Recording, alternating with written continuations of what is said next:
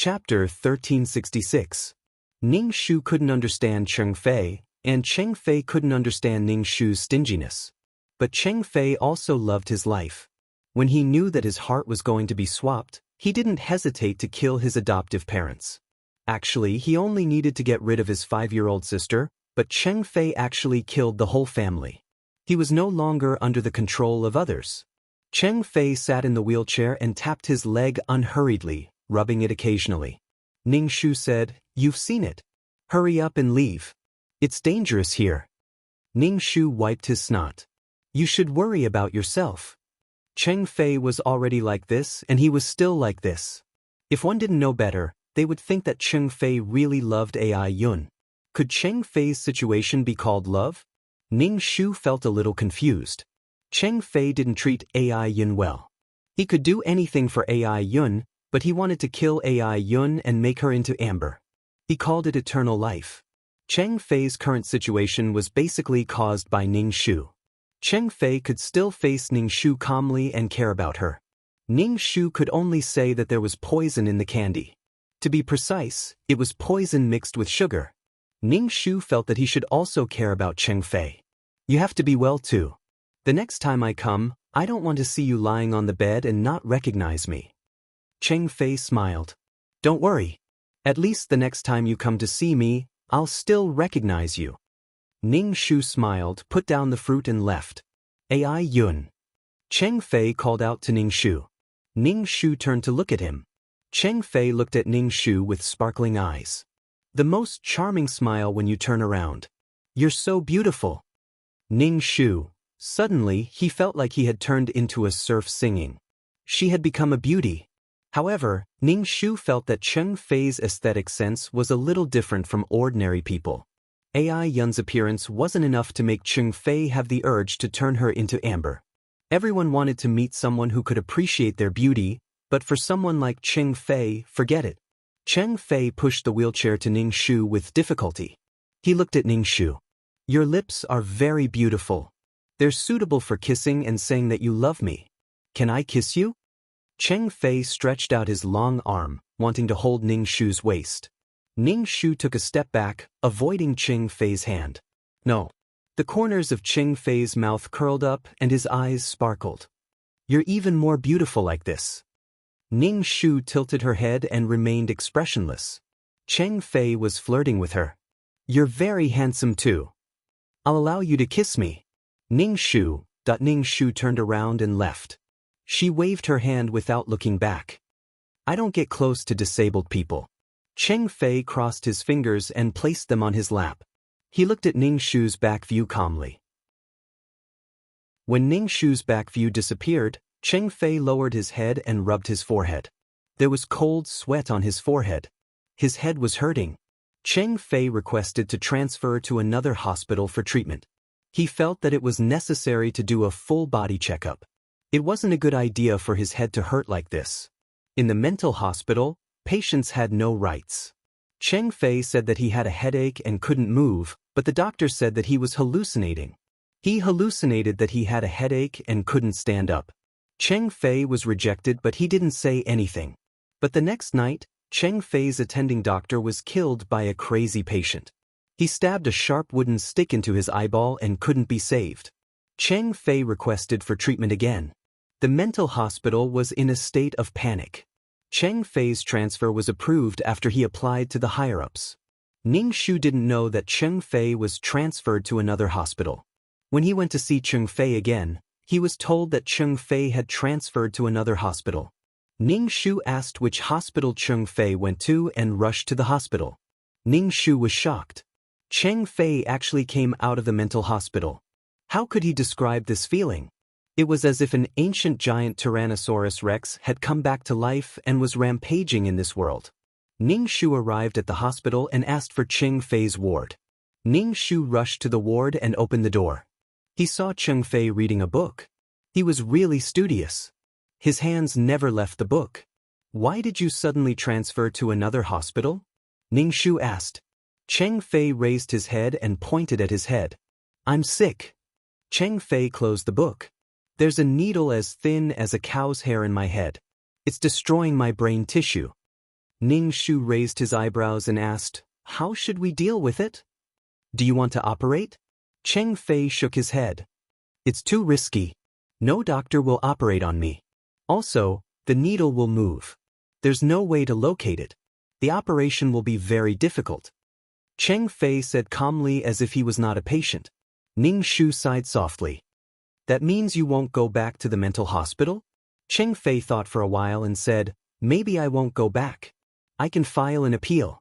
Out of humanitarianism, I might not go back." Ning Shu, that means Cheng Fei will be acquitted. Ning Shu picked up an apple and said while peeling it, "Leave the mental hospital? Cheng Fei, you seem to be mentally ill. How can they let you leave the mental hospital?" Cheng Fei said nonchalantly, "If I'm mentally strong enough to live alone, I'll naturally be able to leave the asylum. Mental illness will recur. The government won't let you leave." Ning Shu said as he chewed on the apple.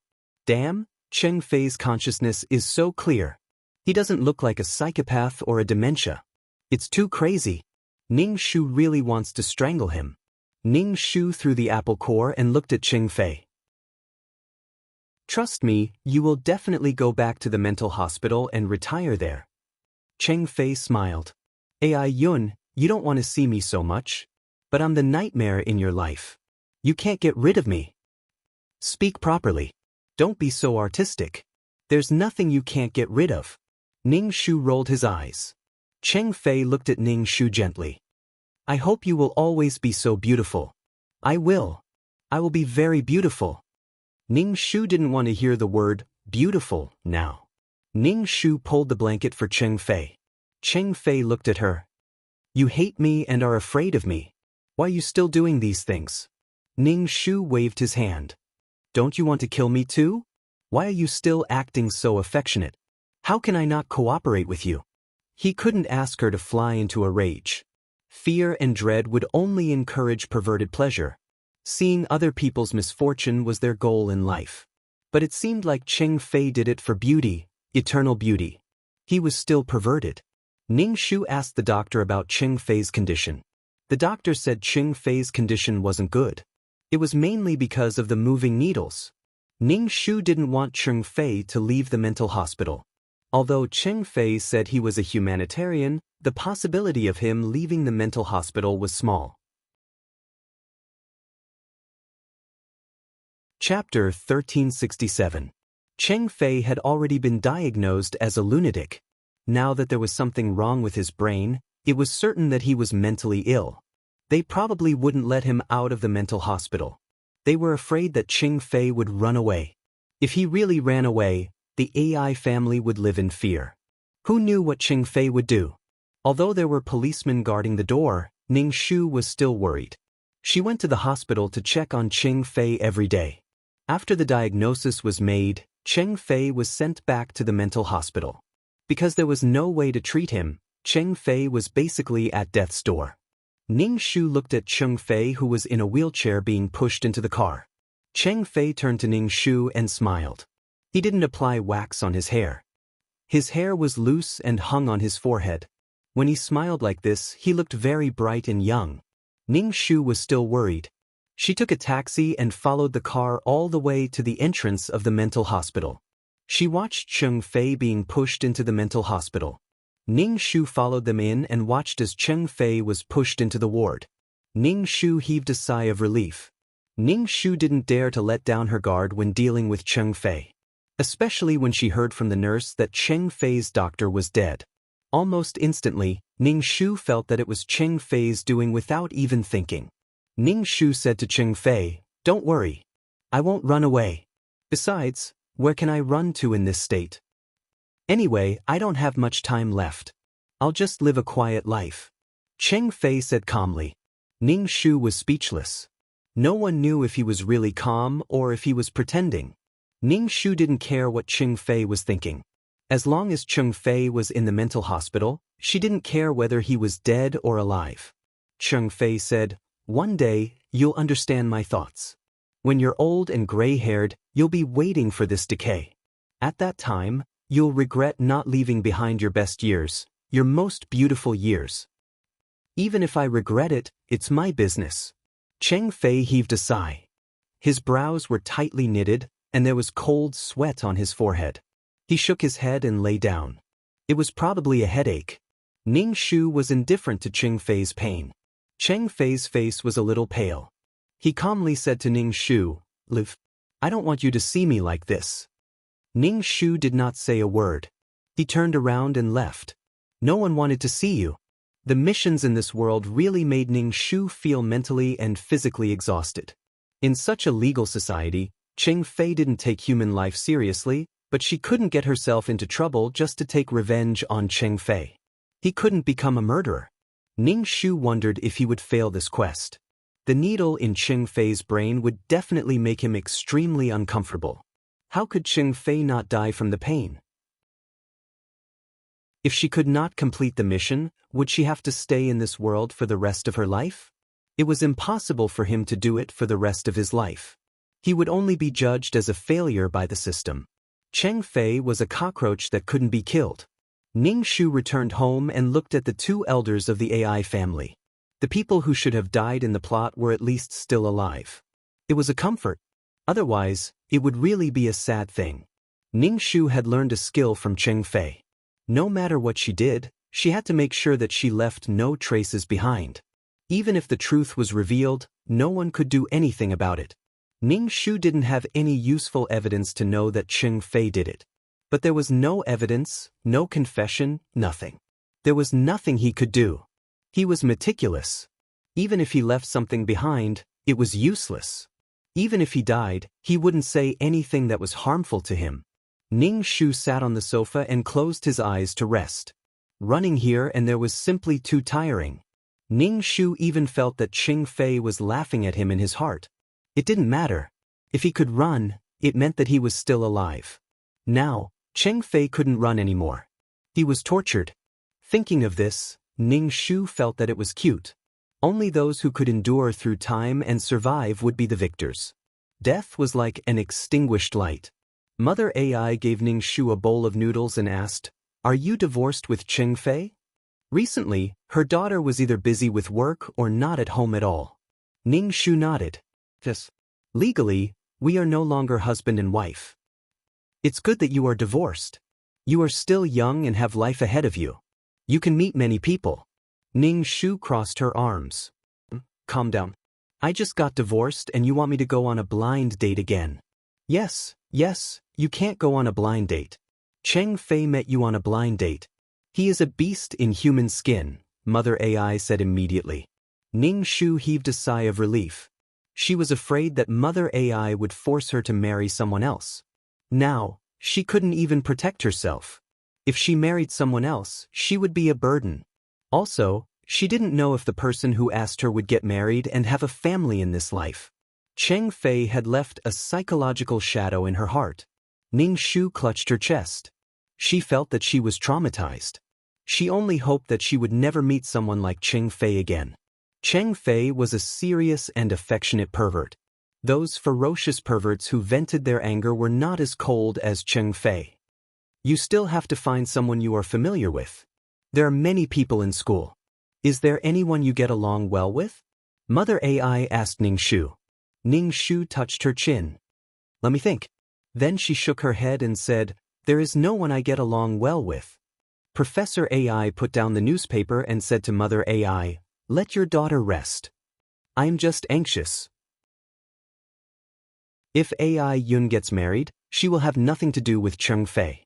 Cheng Fei will not pester her. I am just afraid that when Cheng Fei comes out one day, he will pester AI Yun again. So Mother AI was thinking of finding a bodyguard. If this was the case, when Cheng Fei really came to find her, her husband would be in a hurry to cut off all ties with her.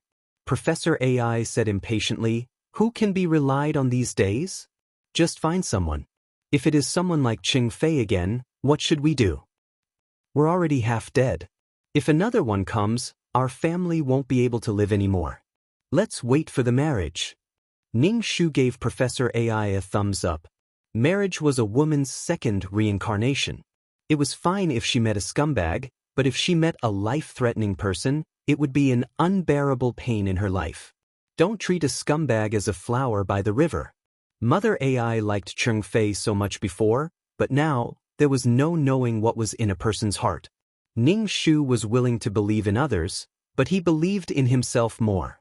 He would never betray himself. He would never give up his determination to become stronger.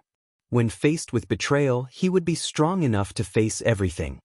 He would not become a love-struck man and a resentful woman. All the resentment was because he was not strong enough. He was helpless about his weakness. If he was strong enough, he would not be afraid of anything. Chapter 1368. Ning Shu would go to the asylum whenever she had nothing to do, so she was already familiar with the nurses there. Her main purpose was to keep an eye on Cheng Fei. Cheng Fei didn't seem to care about the foreign object in his head at all. He just did what he was supposed to do every day. Most of the time, he would just quietly read by himself. But his movements were getting more and more inconvenient. His muscles were stiff. It would be difficult for Cheng Fei to escape like this. But looking at Cheng Fei, he seemed to be enjoying his life. It didn't seem like his life was in danger. Was Cheng Fei afraid that he wouldn't be able to see the sun tomorrow? Every time she saw Cheng Fei's calm and indifferent look, Ning Shu really wanted to see him jump up and down. But he probably wouldn't be able to see it. If the devil could control his emotions, what else couldn't he do? Ning Shu bribed the doctors and nurses, telling them to keep an eye on Cheng Fei and take care of him. Cheng Fei couldn't be skipped on medicine. If the situation was serious, she would increase the dosage. Actually, it didn't matter if he died from the poison. After leaving the orphanage, she still had to rush back to work. Her work at school was quite busy. Ding, mission completed. Do you want to leave the mission world? Ning Shu heard the sound of 2333 in her mind. Her heart jumped for joy. She had never been in a world that made her want to leave so badly. And it was a successful mission to leave the mission world. She felt so satisfied.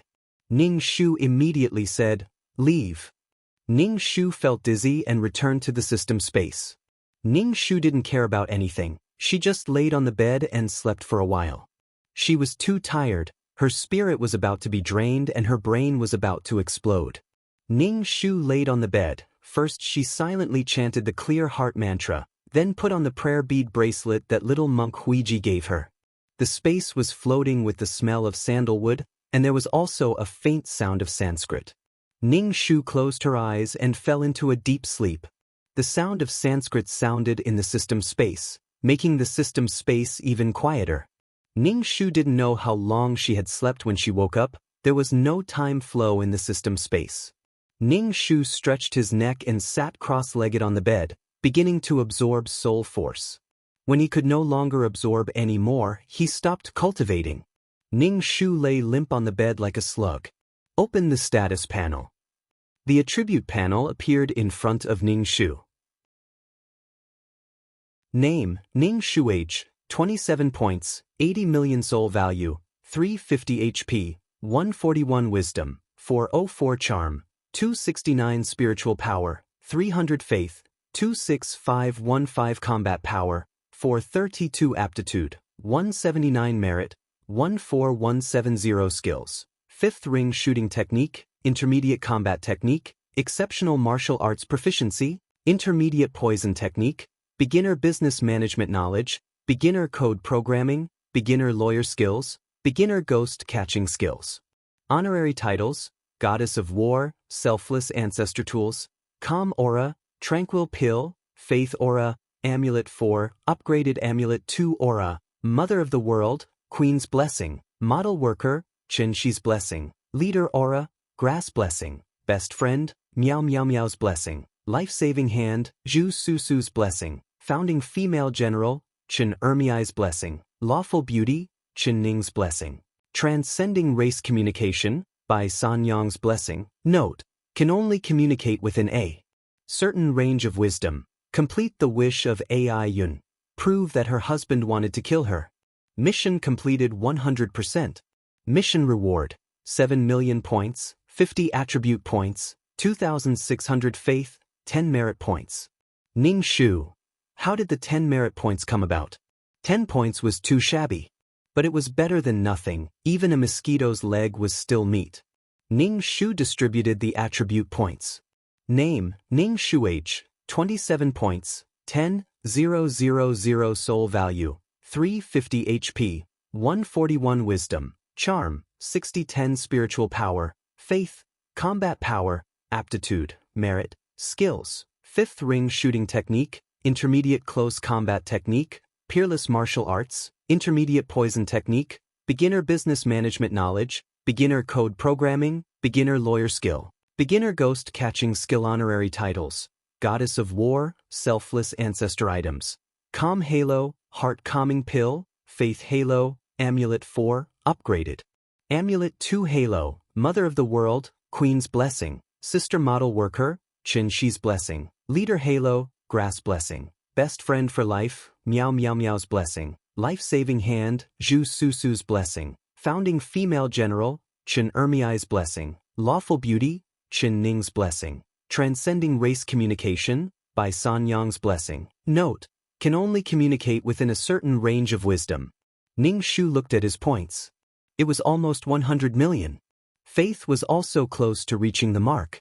At that time, he would become a super mission enforcer. Ning Shu opened the interface and wanted to see the situation in that world. If she couldn't see Cheng Fei's results, she wouldn't feel at ease and her heart would be in debt. AI Yun became a professor in the school. When she was free, she would translate some books. Otherwise, she would go to the mental hospital to see Cheng Fei.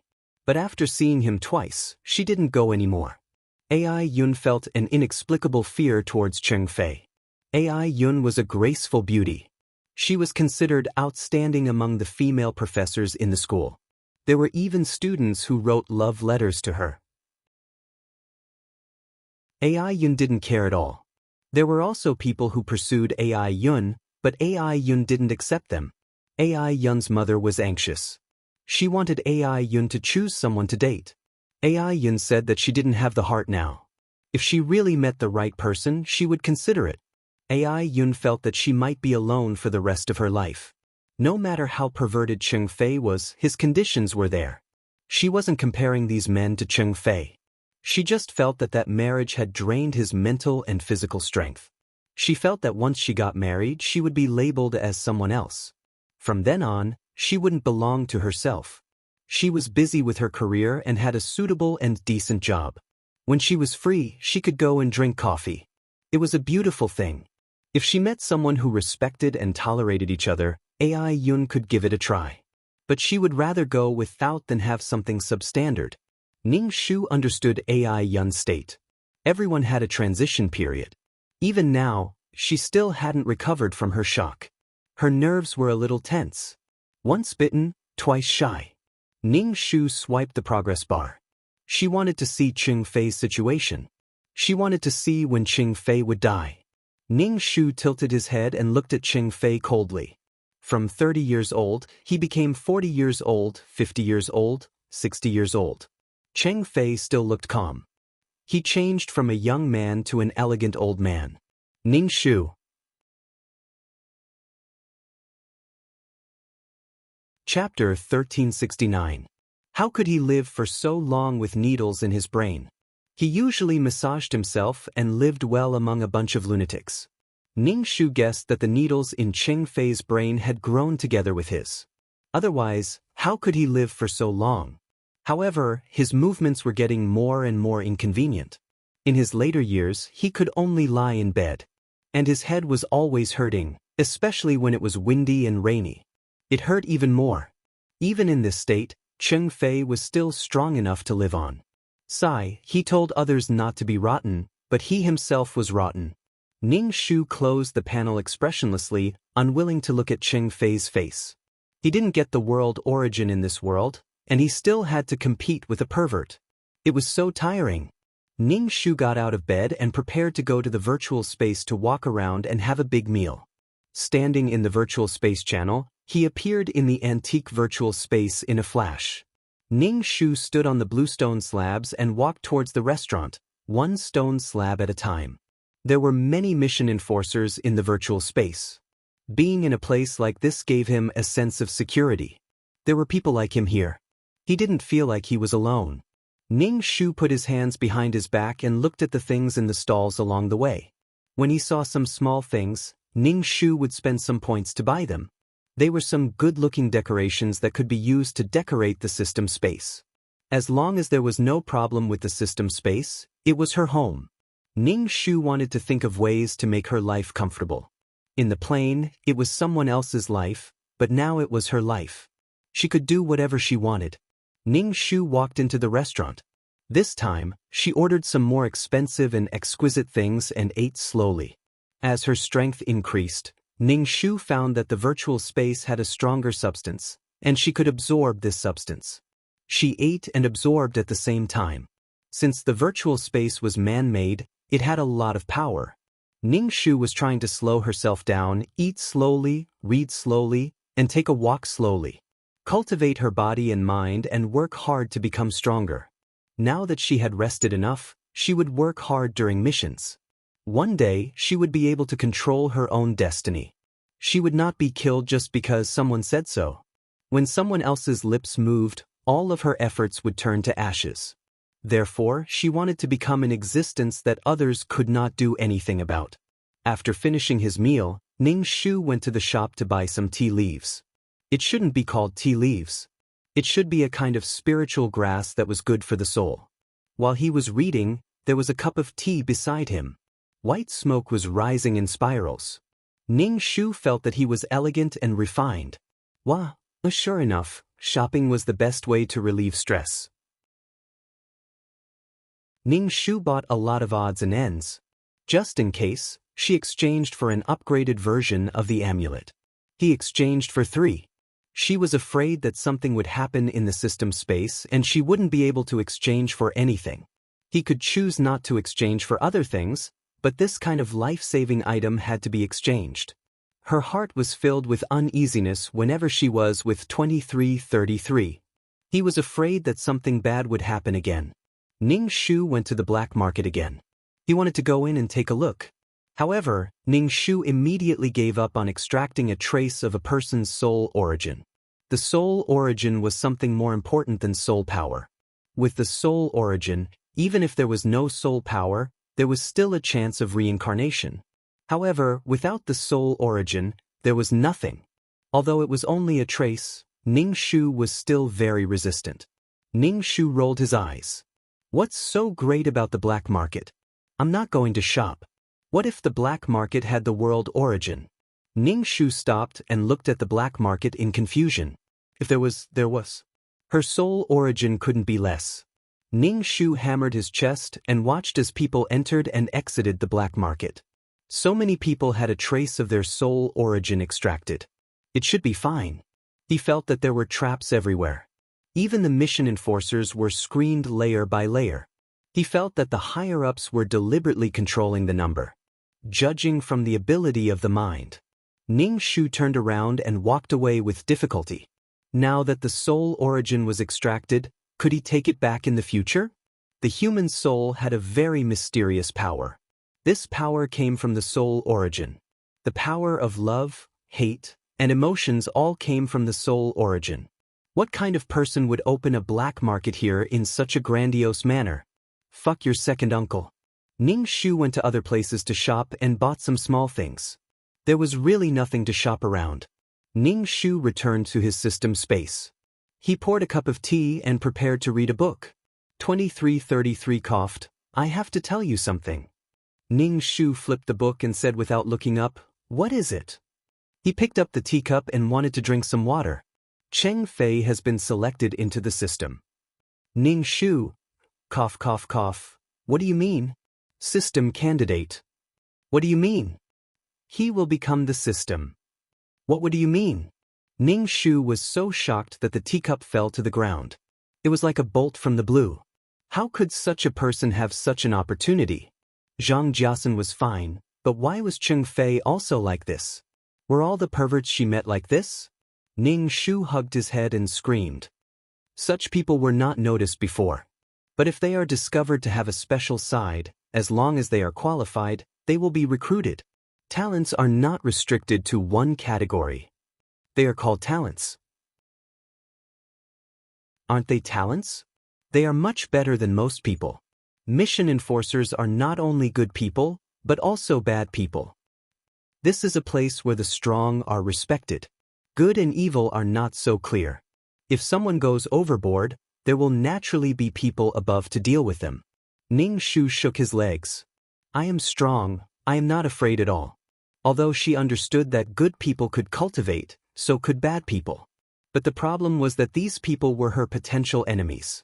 Could it be that the higher-ups had noticed these people because of her counterattack? What do you mean by becoming a system? Ning Shu was expressionless. How come I didn't know that Cheng Fei became a system? That's because you didn't finish reading. Ning Shu, but don't worry, becoming a system will erase your previous memories. You will serve the mission enforcer wholeheartedly and then become stronger together with the mission enforcer. Whether it is a mission enforcer or a system, you can become stronger. All roads lead to Rome. Ning Shu rolled his eyes and asked, 2333, are you actually a human? Yes, aren't we bound together? 2333 said. Ning Shu, he always thought 2333 was not a human.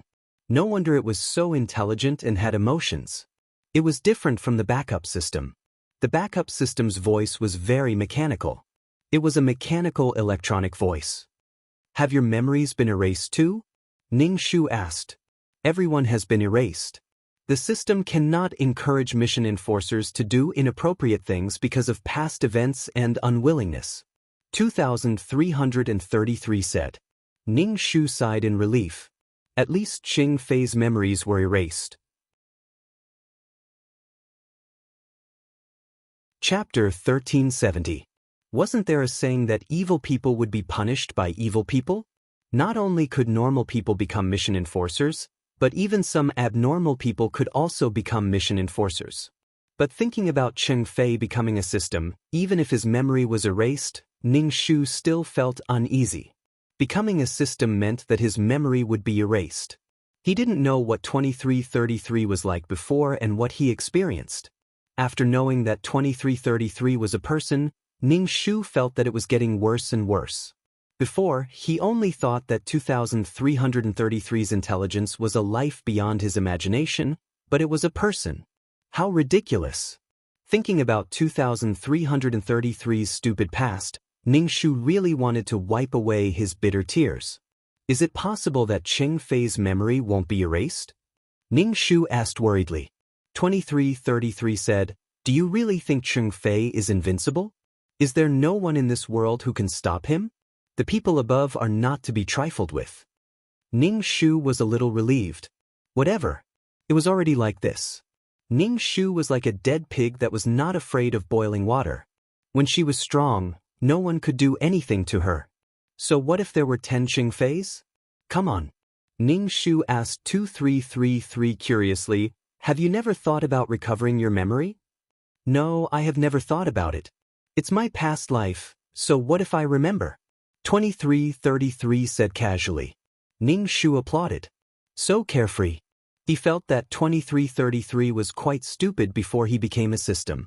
Ning Shu picked up the teacup that had fallen on the ground and cleaned the surroundings. Then he continued to read. Ning Shu took out the Ultimate Martial Arts secret book. The golden characters on the book were getting darker and darker, giving off a majestic feeling. Holding the Ultimate Martial Arts secret book in his hand, he felt an endless stream of fresh life energy. The wood element of the world made the world full of vitality. There was only one world origin. When would she be able to find another world origin? After going through so many worlds, he only found one world origin. World origin was too hard to find. The form was not fixed, and there might not be one in several worlds. Ning Shu put the Ultimate Martial Arts secret book back and looked at the black hole on the wall. He didn't know when this black hole would disappear. He also didn't know how long these two beads would take to fuse. Ning Shu didn't expect to fuse into something amazing, he just hoped that there wouldn't be any more problems. He didn't want the system space to explode again. Ning Shu made a cup of tea and continued to read. One day, she would solve the people and things that made her uneasy. Maybe when she was strong, no one would be able to shake her will. It was quiet in the system space. Only the sound of Ning Shu flipping through the pages could be heard. After Ning Shu finished reading the book, she turned to 2333 and said, Go do the quest. Ning Shu prayed in her heart that she would encounter the world's origin this time. There had always been only one world origin, which made Ning Shu somewhat worried. Can't these worlds give birth to the world's origin? Alright, I'm ready to teleport. Ning Shu felt dizzy as soon as 2333's voice faded. When he woke up, he opened his eyes and saw that he was lying on a bed. There was another bed next to him. It looked like this was a hotel. It was a relatively cheap and convenient hotel. There was another person sleeping on the bed next to him. At this time, the sky was just beginning to brighten. The girl next to him turned over, her back facing Ning Shu. Ning Shu pulled the quilt, closed his eyes and began to accept the plot. This was a world of vampires. Vampires were immortal, had looks that mesmerized the world, and wore luxurious dresses. They used the most elegant and sexy way to bite a human's neck. They fed on blood. The original owner, Jasmine, was a member of the Blood Hunter organization, a blood hunter. The responsibility of a blood hunter was to deal with the vampires that wantonly sucked humans and killed them. Blood hunters were humans who existed to protect the survival of the human race and fight against the vampires. Vampires and blood hunters fought against each other. At least with the existence of blood hunters, those vampires didn't kill humans too wantonly, to the extent that humans became food for the vampires in captivity. With the development of technology, there were already artificial blood and synthetic blood, but many vampires still preferred the warmth of humans. The feeling of biting through the skin and blood flowing down the throat. They preferred to see the expression of humans being sucked, intoxicated and enjoying. The one sleeping next to him was called Mina. She was a blood hunter like Jasmine, but she had a lively personality and looked weak and innocent. Until now, she hadn't dealt with a single vampire. Most of the blood hunters were orphans who were brought back to the organization for training. Above the organization was the church. This time, there was a masquerade party, and there would be vampires mixed in. Mina and the client's mission was to monitor these vampires. Once they found out that they were sucking human blood, and that they were sucking the human to death, they would attack. Some vampires couldn't control their urges and would directly suck the human to death. At this masquerade party, Mina bumped into the vampire noble prince Fei Rui, who was about to suck a woman's blood. Shirley immediately shouted and rushed out, but she was sucked by Fei Rui instead. As a blood hunter, she was the one being sucked. The client, Jasmine, hurried to save her, using all kinds of tools. As a vampire noble, Fei Rui was, of course, very powerful. Jasmine was seriously injured from the beating. Mina, who had her blood sucked, covered her neck and said to Jasmine, "I'm fine. He didn't kill me. He just sucked a little blood. I'll let him go this time and find trouble with him next time." Jasmine spat out a mouthful of blood. In short, this was a touching love story between a vampire and a rookie blood hunter. Mina didn't have any professional skills, but she still wanted to take revenge and find trouble with Fei Rui. Fei Rui played her in circles every time, but he didn't hurt her. After a while, Mina felt that vampires weren't that scary anymore. Fei Rui felt that this rookie blood hunter was very interesting, unlike the other blood hunters who looked like they were facing a great enemy. This little kitten was more interesting. Moreover, this little kitten was very kind. Whenever he pretended to be hungry, she would roll up her sleeves with a conflicted expression, revealing her white and tender arms for him to suck. Although they weren't weak, they were very distinct. In any case, the two of them were attracted to each other and walked together. When Jasmine found out about this, she advised Mina to leave Fei Rui. Fei Rui was a vampire and treated humans as food.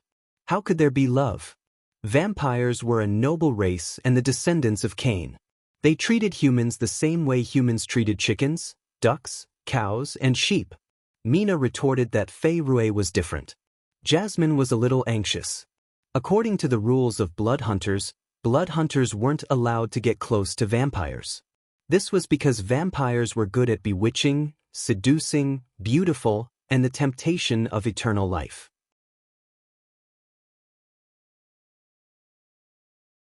Chapter 1371. Vampires didn't have any destructive powers. They were immortal, which was what humans pursued. Some humans wanted to be embraced by vampires and become low-level vampires. That way they could live forever. Vampire hunters couldn't have anything to do with vampires. If they broke the rules, they would be deemed as corrupted and no longer suitable to be a vampire hunter. Then they had to get rid of the vampire hunters. Vampire hunters had high salaries and all kinds of benefits, but if something went wrong, they would die. If they didn't die at the hands of vampires, they would die at the hands of the organization. In this case, they would face trial and might be killed. Molly was so anxious because Mina was her partner. If Mina was put on trial, she might be put on trial too. So Molly told Mina to stop interacting with Fei Rui. Otherwise, both of them would be put on trial. However, Mina firmly believed that Fei Rui was different from other vampires. No matter how Molly tried to persuade her, she still kept interacting with Fei Rui. Jasmine's words were really soft and sweet. Even her earnest and well-intentioned advice was unable to persuade Mina. It was really hard to be partners with someone like Mina. Just as she was thinking about whether she should report Mina's interactions with vampires to the organization to protect herself, the organization already knew. The organization had already found out and arrested Mina. The result of the trial was the death penalty, which meant that Mina had to die. Then, Fei Rui brought a large group of vampires and broke into the vampire hunters' headquarters. They destroyed the vampire hunters and saved Mina. Before leaving, Fei Rui killed Molly with his own hands because she told on him. Before Mina could stop him, Molly was cut in half by Fei Rui's sharp nails. He tore the devil apart with his bare hands. Fei Rui was a vampire noble, so he naturally considered the interests of vampires. The existence of vampire hunters was a thorn in the back of the vampires. Plus, his beloved woman was about to be killed. In a fit of anger, he destroyed the vampire hunters. Mina didn't care about the extinction of the vampire hunters. From the moment she was sentenced to death, Mina knew that the vampire hunters were a ruthless organization. It was only after growing up here that he realized how cruel this place was. Killing was as easy as killing. She was disappointed, shocked, and finally relieved. Mina naturally left with Fei Rui. Later, Fei Rui gave her the embrace. She had the ability to live forever and kept her youthful appearance. Forever with Fairy. Jasmine's only wish was to live. If she could do it again, she would definitely succeed in snitching on them. She definitely wouldn't let the adulterous couple have an easy time. Ning Shu was speechless. Ning Shu felt that Jasmine had quite a temper. Fei Rui said that he would kill her if she told on him. This time, she was going to succeed. She had the ability to seduce him, yet she was still afraid of others talking about it. After Ning Shu accepted the plot, he glanced at Mina, who was sleeping on the bed next to his. After accepting the plot, Ning Shu had a preliminary impression of Shirley. Kindness. Other than kindness, there was nothing good about her.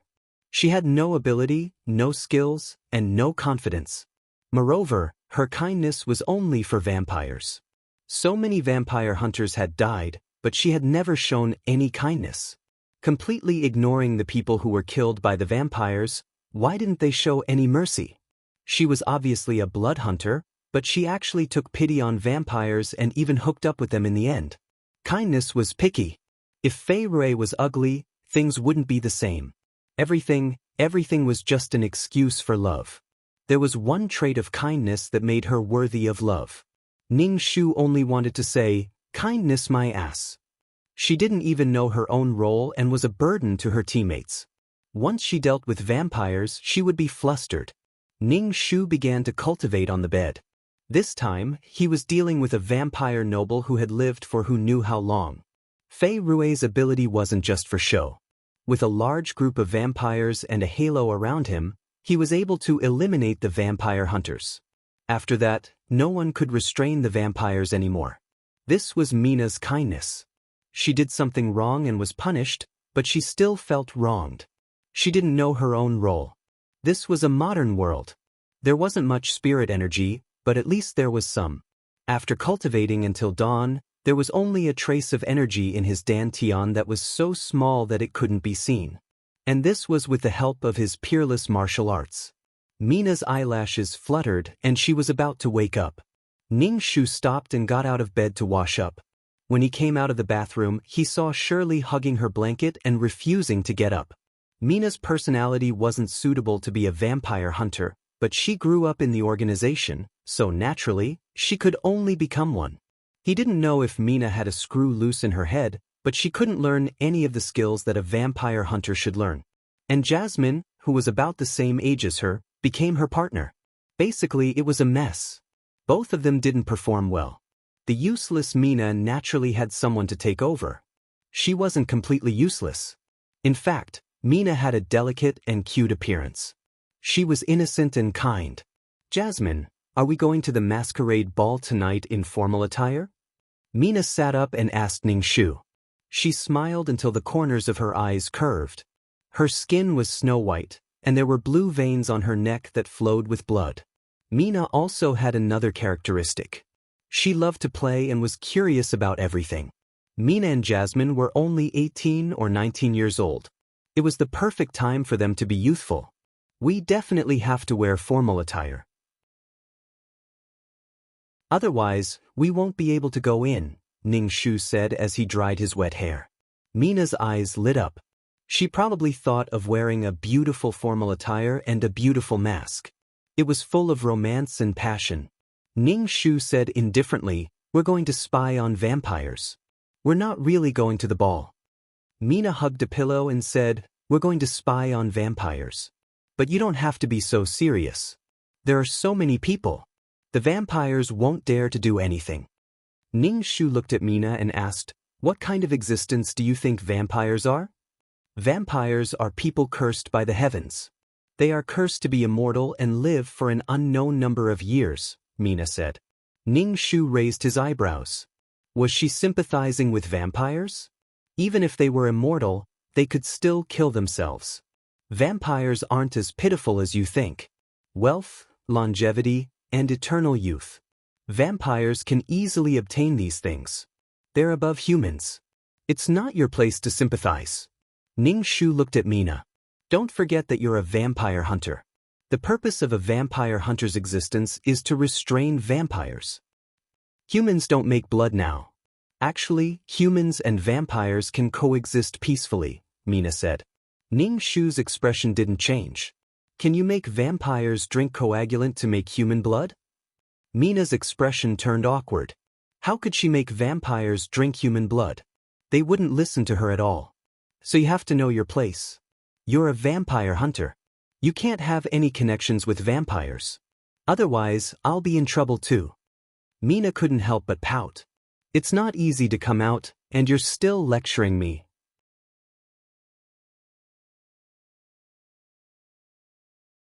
Chapter 1372.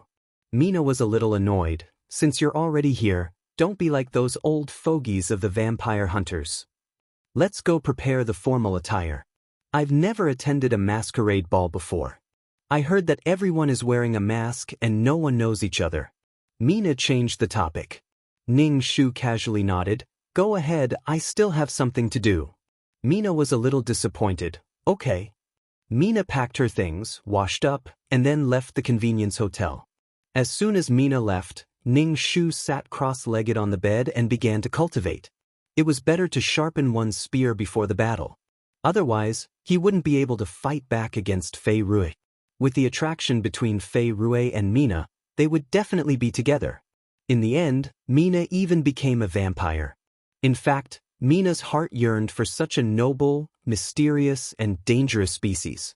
It was a classic case of being in one's camp but being in another's camp.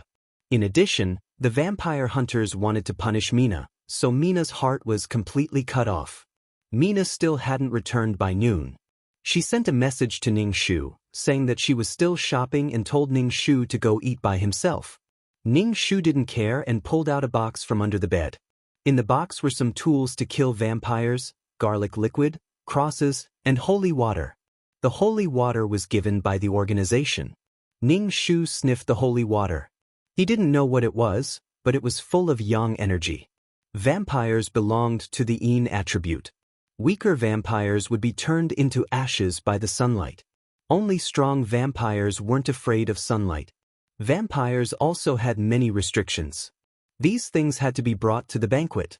Fei Rui would suck a woman's blood, and then Mina would jump out to stop him. In the end, she would be the punching bag. Ning Shu was annoyed by people like Mina. Not to mention the Holy Mother's light illuminating the world. At least she would do her job well, which was helping others. Her client, Jasmine, always followed behind her to clean up her messes.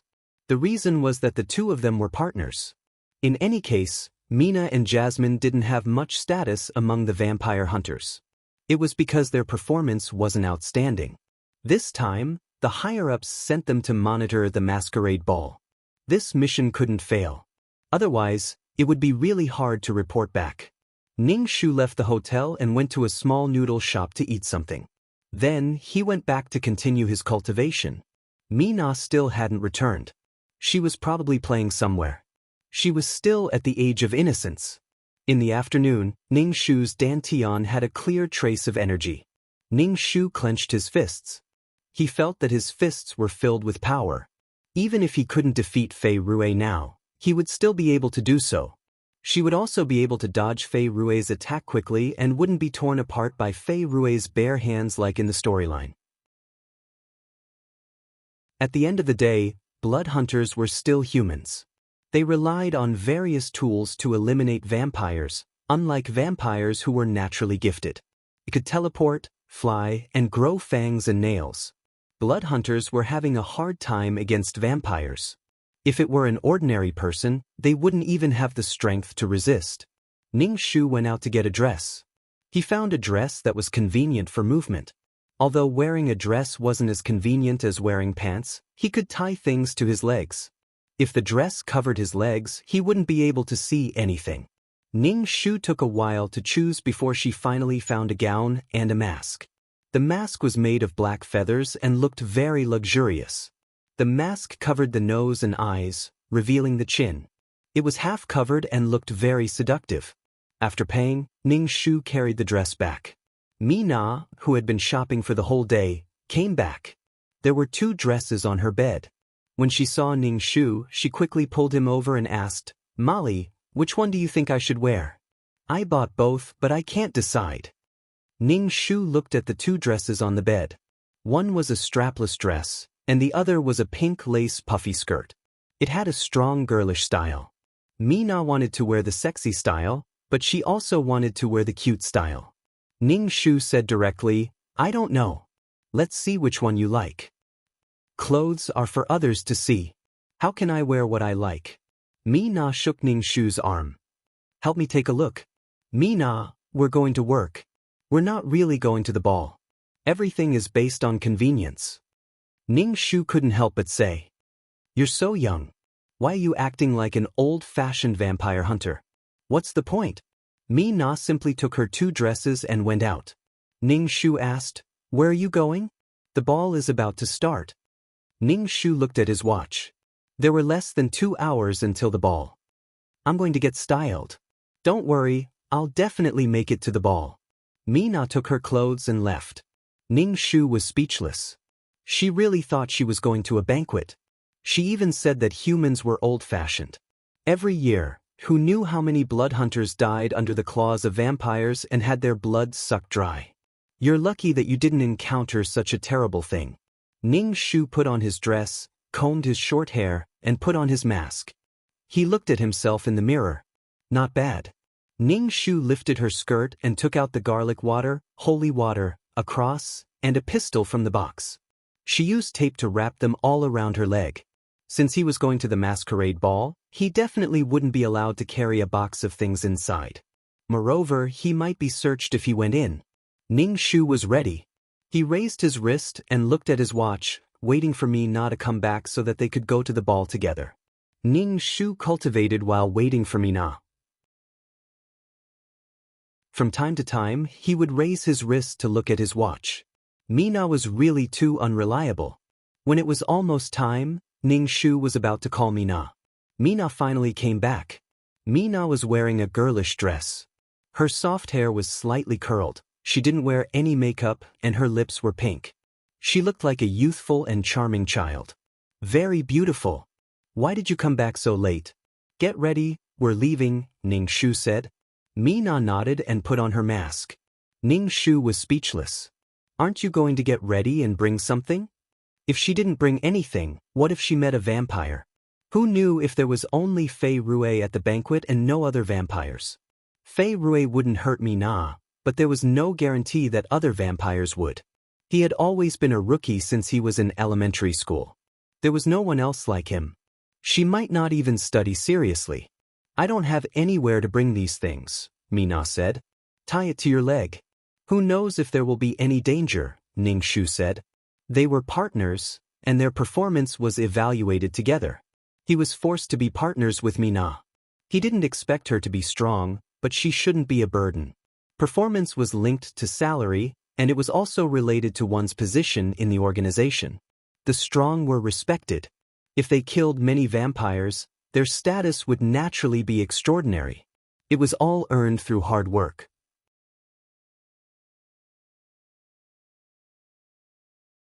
Chapter 1373.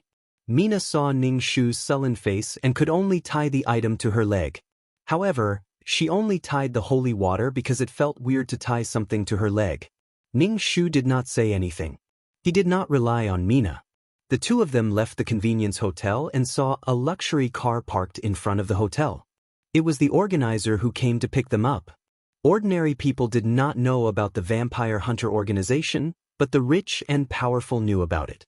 They knew about vampires and vampire hunters. Mina lifted her skirt and got into the car. She was wearing a pair of transparent glass shoes, which looked like the crystal shoes in fairy tales. From this, it could be seen that Mina was an innocent girl who loved to daydream. She obviously lived in such a bloody organization, yet she still loved to dream. Ning Shu got into the car and sat next to Mina. He looked at her shoes. Doesn't it hurt to wear them? If she were to run while wearing these shoes, it would be fatal. It was obviously a matter of life and death, yet she could still play around. There was no need to explain her life. Ordinary people would have died countless times. Fortunately, it doesn't hurt that much. Mina said, I'm a little nervous. Nervous about what? I feel like I'm Cinderella going to the prince's banquet in a pumpkin carriage. Mina said with a smile. She even put her hand on her chest. I feel so nervous. Ning Shu nodded. Life is already so bitter. It's good to dream. Then, Mina's dream came true and she met the prince. Ning Shu closed his eyes and began to cultivate. The car drove steadily for some time. This masquerade ball was held in a manner, and it was attended by some powerful people. There would definitely be vampires mixed in, and these vampires would be people with power and money. Usually, there would be vampire hunters present at such occasions. Their purpose was to restrain each other and make the vampires afraid. Those who could attend the banquet were all of high status. Their deaths would cause unrest. For creatures like vampires, ordinary people only thought of them as people from legends. Naturally, the authorities would also hide it. The car slowly came to a stop, and a valet in a tuxedo and white gloves opened the door. Ning Shu got out of the car first and reached out his hand to help Mina. Under the guidance of the attendant, they arrived at the entrance of the manor. Someone checked the invitation card at the door. Ning Shu took out the invitation card. The invitation card had a faint fragrance, exquisite dark patterns, and fancy English words. Just this invitation alone was worth a lot of money. The craftsmanship was exquisite, and the people attending the banquet were of high status. The waiter arched his body to allow Ning Shu and Mina to enter. Mina straightened her body. Her body was a little tense as she followed beside Ning Shu. The sky was already dark. Ning Shu walked into the hall. The lights in the hall were dim and masked people were shuttling back and forth. Seeing that everyone was wearing masks, Mina wasn't so nervous anymore, and she casually picked up the wine glass beside her. Don't drink so much. Drinking will make things worse, Ning Shu said. Mina put down her glass. I'm just sniffing. You're so serious.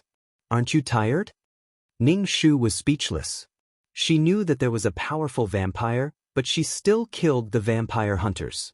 How could she not be nervous and serious? The client was beaten to the point of vomiting blood. How could he not be beaten by Fei Rui this time? Ning Shu wanted to say something, But Mina slipped onto the dance floor. The lights were dim and everyone was wearing masks. Ning Shu couldn't find Mina. She was really naughty. Ning Shu truly felt the pain of her client. He was always following behind her, afraid that she would get into trouble and cause trouble. Ning Shu stood in the corner and looked at the people on the dance floor. Some people were dancing, while others were drinking in groups of 2 or 3. The entire dance floor was filled with a romantic and ambiguous atmosphere. He didn't know who the people on the ground were, but it was very exciting to dance together like this. Ning Shu released his mental strength and observed everyone present. Then, Ning Shu saw Mina sneakily hiding in a corner to drink. She took a sip, smacked her lips, and fanned her tongue with her hand. Ning Shu was speechless. The girl's heart was overflowing. Ning Shu continued to observe these people. He saw a man leaning against a pillar in the corner, looking at everyone present. This man's face was exquisite, as if it had been carefully carved. His face was very pale, without a trace of blood. He was wearing an exquisitely tailored suit, and there was a pocket watch hanging on his chest. The pure gold chain of the watch was exposed. He looked noble and elegant, like an elegant noble from the Middle Ages. His pale, slender hand held a wine glass. There was bright red wine in the glass, and it was swaying slightly like fresh blood. His gaze seemed to be looking for prey. As if he felt that someone was spying on him, he turned his head and looked in Ning Shu's direction. His eyes were a little red.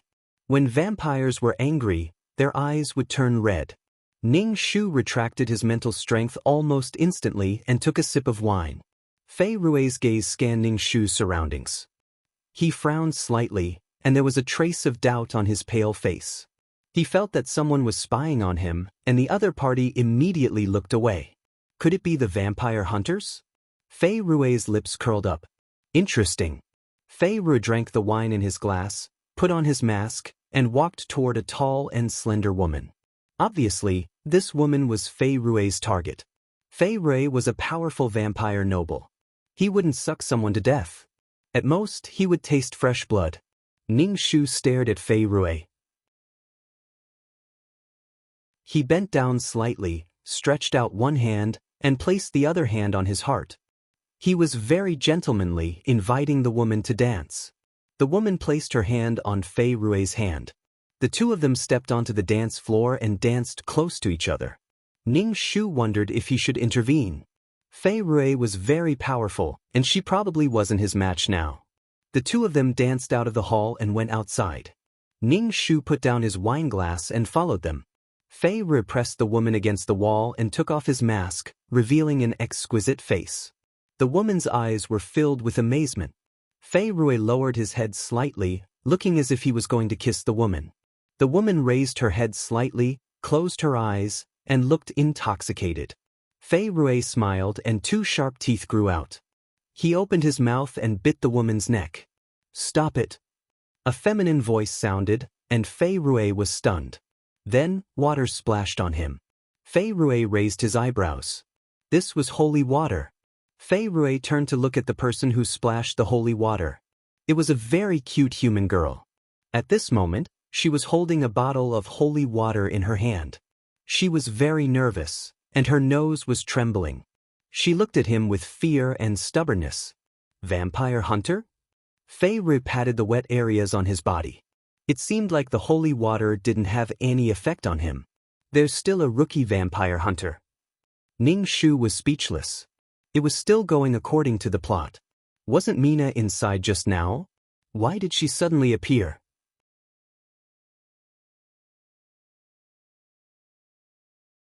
Chapter 1374.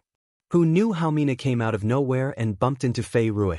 She even splashed the holy water on Fei Rui. However, it didn't seem to be of any use. Instead, she put herself in danger. Ning Shu hid at the side and watched the situation unfold. At least Mina's life wasn't in danger. The woman that Fei Rui had chosen had thought that she would have a romantic encounter with such an exquisite man. Moreover, this man had an aristocratic aura, which meant that he wasn't an ordinary person. It took 3 generations for one aristocrat to be born in a wealthy family, which meant that this man's family was very rich. Therefore, he was disgusted by this girl who had suddenly appeared out of nowhere, especially with her young face. "What are you doing? Don't you have any manners?" the woman said, sounding a little aggressive. "Why aren't you leaving?" Mina stared at Fei Rui nervously and immediately said, "He's a vampire. Don't be fooled by him. He just grew fangs and wants to bite your neck." Mina pointed at Fei Rui. The woman looked at Fei Rui. Fei Rui's fangs were already gone. He looked normal. The woman's expression immediately darkened. She thought that Mina was trying to attract the man's attention. "What vampire? Why aren't you leaving? Which family are you from? He's really a vampire. You have to believe me."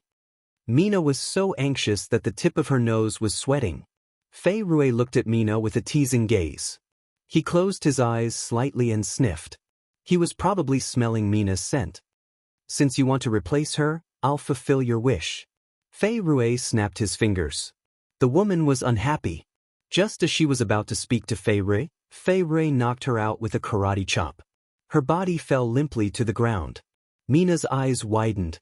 She pointed at the woman on the ground and stammered, You killed her?" Fei Rui walked step by step towards Mina. Mina panicked and retreated, wanting to splash the holy water. However, she had just finished splashing the holy water. She only had the holy water with her and didn't have any other tools. Mina retreated to the foot of the wall. There was nowhere else to go. Mina made up her mind and puffed out her chest. "I'm a blood hunter. I have companions. My companions are coming." Ning Shu quickly held his breath so that Fei Rui wouldn't notice. Fei Rui looked at the little white rabbit blood hunter. He placed his hand on the wall and held her in his arms. The unfamiliar masculine scent made Mina panic. She reached out to push him away, but when she touched Fei Rui's chest, she couldn't feel his heartbeat. "Don't you know that vampires' hearts don't beat?" Fei Rui's sharp teeth protruded from between his lips and teeth. Coupled with Fei Rui's exquisite face, he looked devilishly charming. The cold moonlight shone on his pale face, making him look eerie and terrifying. Mina was scared to death. This was her first time being so close to a vampire. It was frightening. Vampires are really a dangerous species. Fei Rui leaned closer to Mina and took a sniff. "Your blood is very fragrant. It's so sweet." Mina's body trembled. "I'm warning you, I'm going to scream. I'm going to call for my companions." Fei Rui bit Mina's neck mercilessly. Mina shivered and felt an itch on her neck. The vampire's thin lips pressed against her neck, causing Mina's legs to weaken and she almost fell to the ground. Fei Rui supported Mina's body, as if intoxicated by her fragrant blood. Meanwhile, Mina's tender face began to turn pale, and the blood drained from her face. "Let go of me." Fei Rui finally reacted. He let go of Mina and licked the blood on his lips. Mina was furious. This was a great humiliation. She was a blood hunter, but her blood was sucked by a vampire. When she returned to the organization, she would definitely be laughed at, and her partner, Molly, would nag her nonstop. Fei Rui looked at Mina's wide eyes and couldn't help but laugh. "You really are the weakest blood hunter I've ever seen. Don't tell me you don't know how to deal with vampires? Why would the blood hunters let you do a mission?" Fei Rui clicked his tongue with disdain. Mina tried to stand up, but she got up too quickly and lost too much blood. She felt dizzy and rushed straight towards Fei Rui. Fei Rui reached out to support her. "This is the first time I've seen a blood hunter jump into a vampire's arms." Mina pushed Fei Rui away and leaned against the wall. "I'll take revenge on you." Fei Rui crossed his arms and said casually, "I'll be waiting for the great blood hunter's arrival." Mina knew that this despicable vampire was looking down on her. But she couldn't beat him now. Damn it. Come out if you're done looking over there." Fei Rui looked in the direction of Ning Shu. "Who is it?" Mina looked around and saw Ning Shu coming out of the darkness. Her eyes widened. "Molly, you've been here all this time." "No, I was just passing by." "What's wrong?" Ning Shu lied without a frown. Mina was too embarrassed to say that her blood had been sucked out by a vampire. Fei Rui's face was filled with malice as he said to Mina, This companion of yours has been hiding in the corner and watching you. She didn't come out to save you even when she saw me suck your blood." Mina felt wronged when she heard this. "Is Molly real?" "It's fake," Ning Shu denied. "She noticed me before you did, but she didn't do anything. She's using you as cannon fodder. You're opening up a path for her while she takes advantage of you from behind," Fei Rui said. Immortality was too boring. He had to find something interesting to do. He did it on purpose. Ning Shu glanced at Fei Rui, who wanted to see the world burn. "Would it kill you to speak less?" "Molly, are you really going to leave me in the lurch?" Mina looked at Ning Shu with tears in her eyes. She felt so wronged. Ning Shu rolled his eyes. "Are you an idiot? You're like this with just one sentence from someone else. What's more, it's a vampire. Didn't you hide there and watch your companion get sucked out?" The Vampire Hunter organization seems to be contributing to the entire human race. They make it sound like they're righteous, but in the end, they're just doing it for their own selfish desires, Fei Rui said mockingly. He was also trying to sway the resolve of the two vampire hunters present. Mina bit her lip and looked at Ning Shu with hurt in her eyes. They were clearly partners, but he didn't save her. Ning Shu rolled his eyes. "Who's righteous? Who would do something that doesn't benefit them? We kill vampires for money and for a living. Who said we're doing it for the entire world? It's not like we're sucking on celestial energy to live. If there's a need, then there's a need. Our existence is to restrain you vampires." Fei Rui smiled and looked at Mina, who was so wrong that she was about to cry. "Actually, your vampire hunter organization is just like that. You're full of the stench of money, yet you still say that you're doing it for the country, for the people, and for the entire human race. Aren't you very hypocritical?" Mina glared at Fei Rui. "Shut up."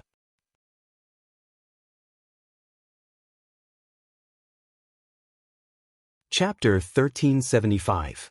You sucked my blood. I will definitely get my revenge. Mina lifted her skirt and ran away. Ning Shu stared at Fei Rui cautiously and slowly retreated. Mina was fine after running away, but she couldn't do the same. Fei Rui stretched his neck and raised his hand. Long, sharp claws grew out of his fingers. "Since you're already here, don't leave. Vampire hunters are too much. How dare you peek at me?" Fei Rui flashed and instantly appeared in front of Ning Shu. His bright red fingernails were almost dripping blood as he slashed at Ning Shu's face. Ning Shu tilted her head and avoided the fingernails. However, the fingernails grazed her face and left a bloody mark. Ning Shu hurriedly retreated. She lifted her skirt and pulled out the gun strapped to her leg. She fired at Fei Rui. Fei Rui teleported and dodged the bullet. He even teleported in front of Ning Shu. Ning Shu spat out a mouthful of garlic water at Fei Rui's face. Fei Rui's face was stained with the smelly garlic water. It sizzled, but it didn't hurt him. However, his eyes were stained with the garlic water, causing them to turn even redder. In addition, when vampires were angry, their eyes would turn red. Now, Fei Rui's eyes were so red that they looked like they were about to bleed. She had angered Fei Rui. Since she couldn't escape, she could only take it head-on. Garlic and holy water were effective against normal vampires, but they were useless against Fei Rui. Vampires were actually similar to zombies. Ning Shu threw the gun away and dodged Fei Rui's attack. However, another bloody mark was left on her face. "Fuck, you're just scratching my face to ruin it. My face is pissing you off." Ning Shu sucked out all the spirit energy in her body. Her fingers flew as she formed a spell. A talisman slowly appeared. Fei Rui's pupils constricted. "Eastern spell?" Ning Shu pointed. The talisman turned into a ray of light and shot towards Fei Rui. A cloak appeared on Fei Rui's body. He used the cloak to shield his body and block the talisman. When the talisman came into contact with the cloak, it immediately exploded and white smoke rose into the air. Ning Shu picked up the gun on the ground and immediately ran away. The spirit chi in his body was too little. He barely managed to make a talisman, and the spirit chi in his body was already completely depleted. If she delayed any longer, she would really be torn apart by Fei Rui. Fei Rui's face turned ugly when he saw the hole in his cloak. His eyes were bloodshot. Among the vampire hunters, there were also people who knew Eastern spells. Other than that old bastard from the vampire hunters who knew a little about magic, there were also people who knew about Eastern spells. Fei Rui disappeared in a flash. Ning Shu escaped from the manor and prepared to return to the convenience hotel. Fortunately, there were no deaths this time, so the mission could be considered completed. Ning Shu wiped the blood off his face. There were 2 cuts on his face. Fei Rui's claws were sharper than knives. If she had dodged any later, his claws would have pierced through her head. Hurry up and cultivate. Ning Shu discovered that the use of talismans in this world was exceptionally smooth, as if there were no restrictions. This meant that this was a rather magical world. After all, there were even vampires. Therefore, he had to work hard to cultivate. There was no other way except to increase his own strength. Ning Shu went to the pharmacy to buy some disinfectant and applied it to his wounds. Maybe there were bacteria on Fei Rui's fingernails. His fingernails suddenly grew out and were even longer than his fingers. Ning Shu bought some clothes and changed out of his suit before returning to the convenience hotel. Ning Shu opened the door and saw Mina sitting on the bed. Mina snorted and turned her back to Ning Shu. She looked very angry. Ning Shu went to the bathroom and removed the thing tied to his leg. If she wanted to be angry, she could be angry all she wanted. After washing up, Ning Shu sat cross-legged on the bed and began to cultivate. He discovered that talismans were more useful than holy water. Against a powerful vampire like Fei Ru, normal things were useless. Mina's back was facing Ning Shu. She wanted to wait for him to explain to her, but Ning Shu didn't say a word to her. This made Mina a little unhappy. She turned around and saw that Ning Shu was actually sitting on the bed, ignoring her. "Molly, don't you have anything to say to me?" Mina couldn't help but ask. She felt very stifled. It was as if she was the only one who cared. The other party didn't care at all. Ning Shu opened his eyes and looked at Mina. "What do you want me to say? You just watched as that vile vampire sucked my blood and didn't come out to save me." Mina felt very wronged and stretched her neck. "Look, there are 2 holes in my neck. We're partners, but you didn't save me. This is against the rules of the vampire hunters." Mina said sadly. "So you never saw me as a partner who would go through life and death with me." Ning Shu said directly, "I can't beat him, so why should I come out? Besides, that vampire didn't do anything to you." "What do you mean by nothing? Look at my neck." Mina opened her eyes wide and wet. Ning Shu was speechless. "So, you're blaming me now?" Ning Shu tilted his head and looked at her. Mina's heart trembled under Ning Shu's cold gaze. She pursed her lips. "Aren't you the one in the wrong? Mina, can I ask you not to be such a white lotus bitch? In the end, didn't you also leave by yourself and leave me to face that vampire alone? Why didn't you think of us being partners at that time? Didn't you think that I would complain if I was killed by that vampire?" Ning Shu really had to hand it to her. She never remembered what she did, and when it was done by someone else, she looked so wronged. This was really fucking enough. Even a white lotus bitch should have a limit. Mina widened her eyes slightly, and her eyes were moist. She looked very wronged, really wronged. "I was just dazed at that time and forgot." "Oh, then I was also dazed when I saw your blood being sucked. I don't remember anything," Ning Shu said perfunctorily. Mina bit her lip. "Molly, you don't want to be my partner? What do you think?" "Of course I don't want to be your partner," Ning Shu said bluntly. "I'm just your partner, not your servant. Why do I have to spoil your princess syndrome?" Mina burst into tears. She covered her head with the quilt and cried under the quilt. Ning Shu turned a deaf ear and began to cultivate. Mina cried for a long time. Seeing that Ning Shu didn't comfort her and even closed his eyes, she felt even more wronged. Feeling even more wronged, he sat up and said to Ning Shu, "I will definitely hunt down that vampire and make you see me in a new light." Ning Shu didn't even bat an eyelid. Don't talk about hunting down the vampire, he would have to pay for it. Not only would he have to pay for one person, but he would also have to pay for the entire vampire hunting organization. He was clearly the one in the wrong. When he was being punished, he felt so wronged. He was in the wrong, but how could they treat him like this? You're all bad people. White Lotus bitches were the classic example of strict people who treated themselves leniently.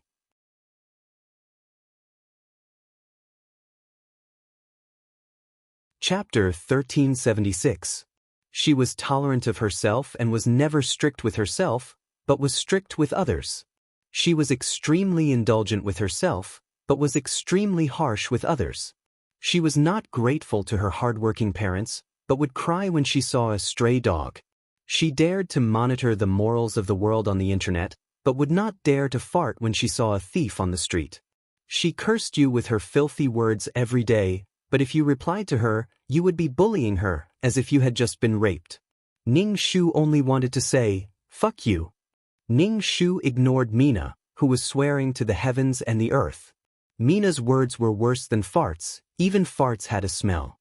Seeing that Ning Shu was ignoring her, Mina picked up her suitcase and went out. The suitcase was filled with blood hunter tools. Looking at her impulsive appearance, was she going to look for Fei Rue? Haha, a rabbit entering the tiger's den. She did not know her own worth and ran off to hunt vampires. Did Mina really have such a thing as a brain? A brain was a good thing. Well, silly girls have good lives. Ning Shu suddenly felt that he was not used to it. In his previous world, he met a calm and collected person, but in this world, he suddenly met a person like Mina. She did not use her brain when she went out. This difference was hard to get used to. Ning Shu was too lazy to care if Mina went to look for Fei Rue. Mina would not die anyway. As for whether Mina knew where Fei Rue was, she would meet him anyway. After Mina left, Ning Shu sat cross-legged on the bed, his fingers flying as he set up a spirit-gathering array.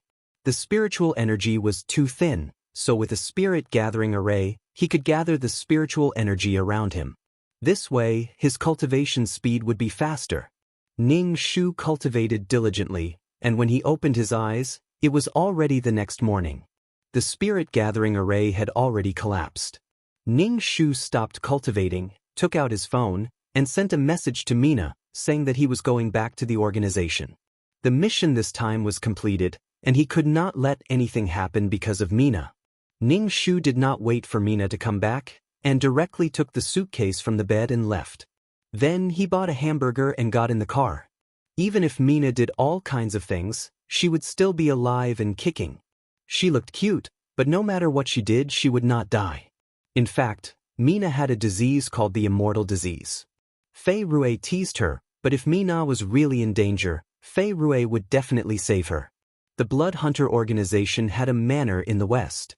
There were large areas of vegetables and fruit trees in the manor. It looks like a farm. When Ning Shu returned to the Vampire Hunter Guild, he wrote a report about his mission. He emphasized that Mina might be involved with vampires and hoped that the organization would pay attention to it. He also said that the vampire was very strong and wasn't afraid of holy water. He also had a cloak. In short, only high nobles and blood breeds would have a cloak. The cloak was like a magical artifact that could protect vampires. Ning Shu handed in the report. In any case, he had successfully tipped them off. Before the two of them had actually broken through, she had already complained. It was taboo for vampire hunters to have any connections with vampires.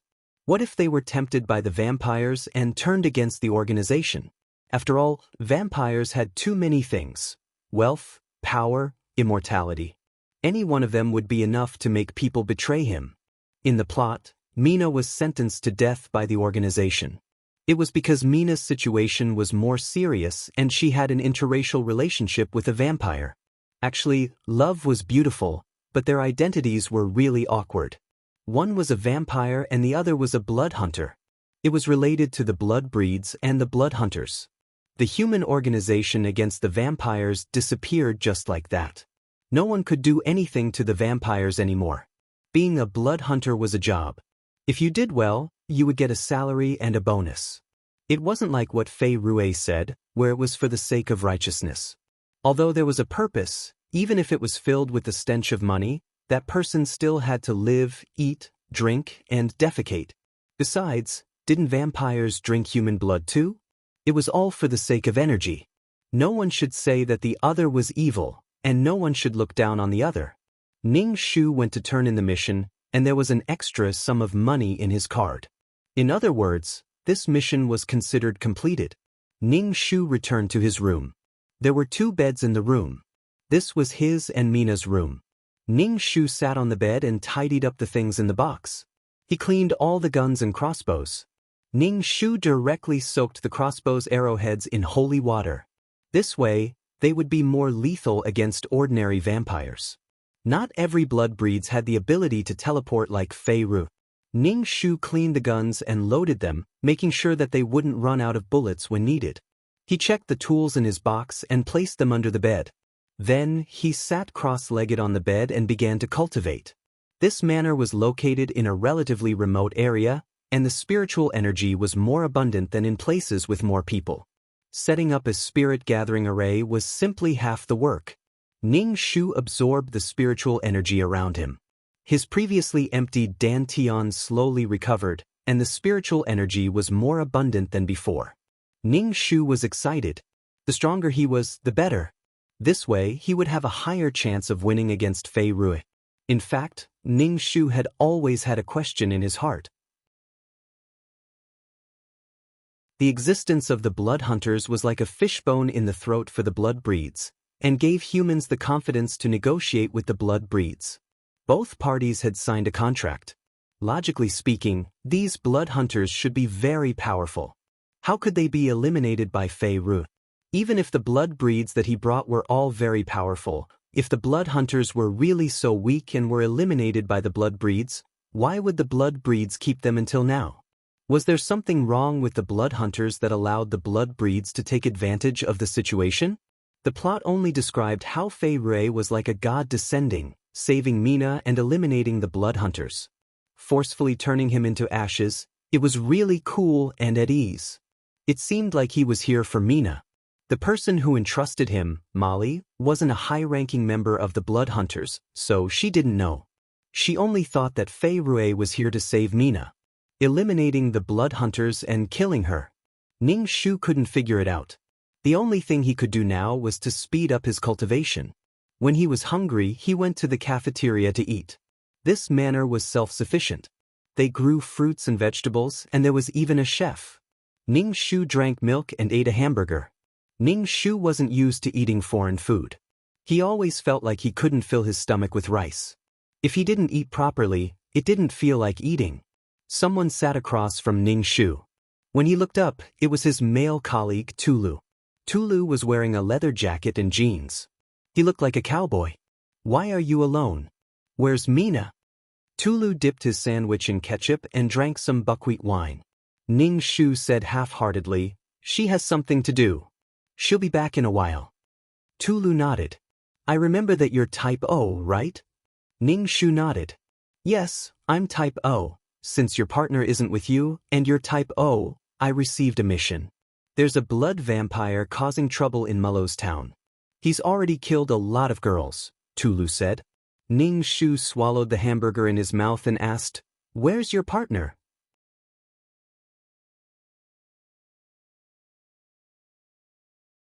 Chapter 1377. Most of the time, they worked together as partners since they were familiar with each other. Working with an unfamiliar blood hunter could lead to mistakes. That was why Ning Shu asked Tulu about his partner. Usually, a new partner would be found only if his partner died. Tulu shrugged. "You know Casey, that's his only hobby. I don't know who he's sleeping with right now." Ning Shu rolled his eyes. Casey was a famous prostitute among the blood hunters. Every time a mission was over, he would go to the brothel to have some fun. Being a blood hunter was like walking on a knife's edge. Most of the money they earned was spent on being the children of wealth. Ning Shu drank a mouthful of milk and asked, "Why type O blood? Don't tell me that the vampire drinks human blood with type O blood." "You're right. According to the information they gave me, all the girls who died were type O," Tulu said. "Also, the guy is very cunning. We couldn't catch him at all. Even the police died." Ning Shu almost choked. "I'm going to be the bait?" Tulu nodded. "But don't worry. Casey and I will keep you safe." We'll split the reward between the three of us, Tulu said. Ning Shu wanted to go, but he didn't want to. If he went, he wouldn't be able to practice cultivation. She had an even more powerful enemy, Fei Ru, the vampire prince. If he went, he could learn more about the vampires. He was lucky enough to escape from Fei Rui last time. He needed to know how powerful the other vampires were. Seeing Ning Shu's hesitation, Tulu said, "Don't worry. We'll get a lot of money. If we go with an ordinary girl, she'll be scared out of her wits. We still need a blood hunter." Ning Shu nodded and agreed to go. Ning Shu approached Tulu and asked, "There's something I want to ask you." "What is it?" Tulu took a sip of milk. "I've always been curious about how we got the holy water." Tulu didn't even think about it. "The church gave it to us." "Where did the church come from?" Ning Shu asked. "Yeah, God gave it to me," Tulu replied. "You believe in God?" Ning Shu couldn't help but ask. Tulu shrugged. "Why not? Even vampires exist. Cain, the first vampire, is God's brother." Ning Shu was speechless. Ning Shu didn't really believe in God, and holy water was more like water that was filled with energy. This water wasn't harmful to ordinary people, but it was targeted at vampires. If vampires had innate skills, then would humans also have magicians and witches? What if the holy water was a spell cast by a magician? Ning Shu was a blood hunter who couldn't get any lower. She had no access to the affairs of the upper echelons. Ning Shu finished his burger and drank his milk. "I'm going back to clean up." Ning Shu followed them to do the quest because he wanted to find the yellow paper and cinnabar. Since the talisman was effective, the cinnabar and yellow paper should also be useful. But this was not the East, and these things were very rare. Vampires are afraid of sunlight, crosses and garlic. But with energy, they can be destroyed. "Okay, I'll wait for you at the gate." Ning Shu returned to his room and found Mina inside. She looked travel-worn, and her suitcase was by her feet. She seemed to have come back in a hurry. When Mina saw Ning Shu, she stood up and said, "Why didn't you tell me you were back?" Ning Shu pulled out the suitcase from under the bed and said, "I already told you. I texted you." "It's just a text. Why didn't you wait for me to come back?" Mina was played by that bastard vampire. He suddenly threw her into the air and spun her around. Mina was so scared that she couldn't stop screaming. When she fell to the ground, she began to vomit. Mina wanted to kill Fei Rui with her gun, but he just stood there. But Fei Rui just stood there and let her shoot. Mina closed her eyes and shot Fei Rui in the shoulder. Before Fei Rui could do anything, Mina dropped the gun in fear and asked, "Are you okay?" Mina was so scared that she was about to cry. She had never killed a vampire before, so she didn't have a good understanding of them. After all, who would think that a vampire who looked like a human and was more delicate than a human would be so cruel and scary? Now that she had shot Fei Ru, Mina felt very guilty and asked him what happened. Vampires had strong healing abilities. Even if they were hit, they could recover. Fei Rui was completely fine. But Mina seemed to have lost the skills and calmness of a blood hunter. She also forgot about the healing abilities of vampires. He looked like he was about to cry. Fei Rui was stunned, but he told Mina that he was fine. Mina was so angry that she turned around and left. When she returned to the convenience hotel with her suitcase, she found that Ning Shu had already left and even checked out. Mina carried her suitcase and rushed back to the organization. On the way back, Fei Rui still followed Mina. Even if Mina chased him away, he wouldn't leave. Fei Rui half joked and half seriously said that he would give Mina the embrace. Mina swore to the heavens that she was a blood hunter. How could she become a vampire and become Fei Rui's prey? For vampires, the embrace was a declaration of ownership of their prey, and other vampires couldn't touch them. Mina didn't want to be sucked dry by a damn vampire and then be forced to suck the blood of a vampire. The process of the embrace was bloody. Fei Rui's eyes shone. This blood hunter's blood was sweet and was a good plaything. It would be fun to have her by his side. Fei Rui followed Mina all the way back. He sent Mina to the entrance of the manor and then disappeared. Mina rushed back in a sorry state. When she saw Ning Shu, her expression was very bad. "We're partners.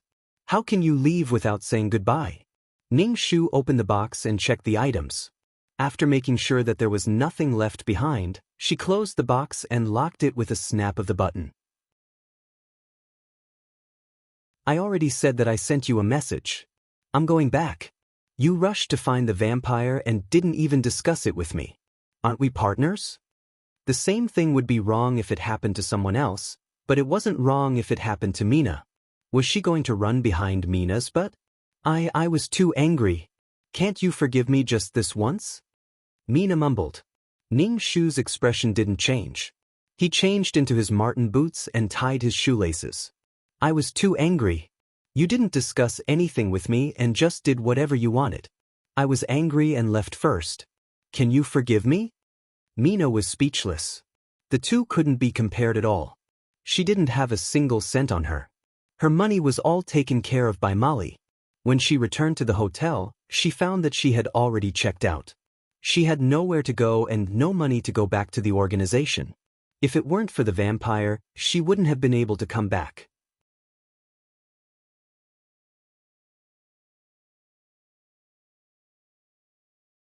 Chapter 1378. When Ning Shu saw Mina's expression, she knew what Mina was thinking.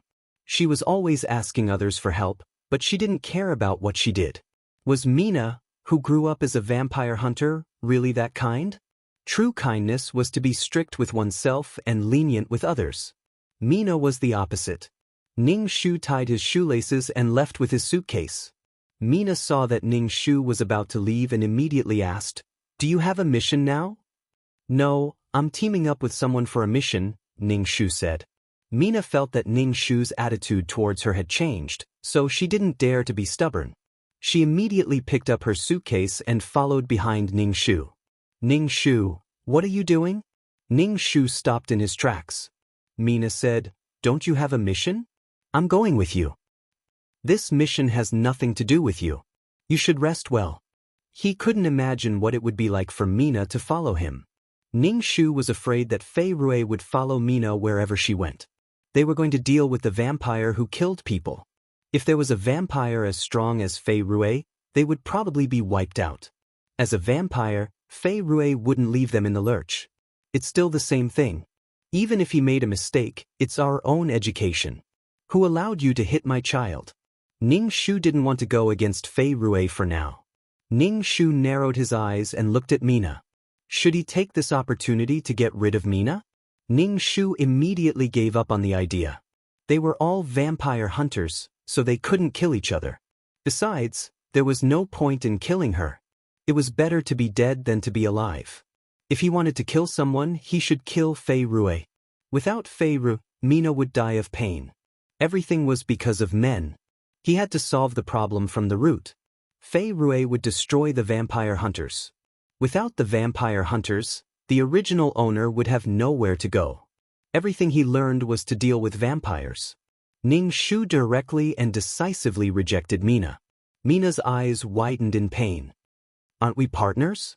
They only invited me, not you, so you don't have to go. Even if you go, you won't have any money. Moreover, it would cause trouble. So, Jasmine, are you looking for a new partner? You don't want to be my partner anymore." Ning Shu knocked Mina out with a chop and shook his hand. "Stop blabbering." Mina's eyes rolled back, and she fell to the ground. Ning Shu dragged Mina onto the bed, covered her with a blanket, closed the door, and left with the suitcase. Ning Shu had used a lot of force, so Mina would probably faint for a while. Moreover, Ning Shu really didn't want to see Mina like this. "How could you be so bad? How could you give me such a hurtful look?" It was full of blame. Ning Shu carried his luggage to the entrance of the manor. Tulu was leaning against a car, smoking a cigar. When Ning Shu entered the manor, Tulu put Ning Shu's suitcase in the trunk. Ning Shu got into the car and asked Tulu, "Aren't we waiting for Casey? Didn't they say they were going together?" "He's waiting for us at the next place." Tulu started the car. The western part of the manor was a desolate place.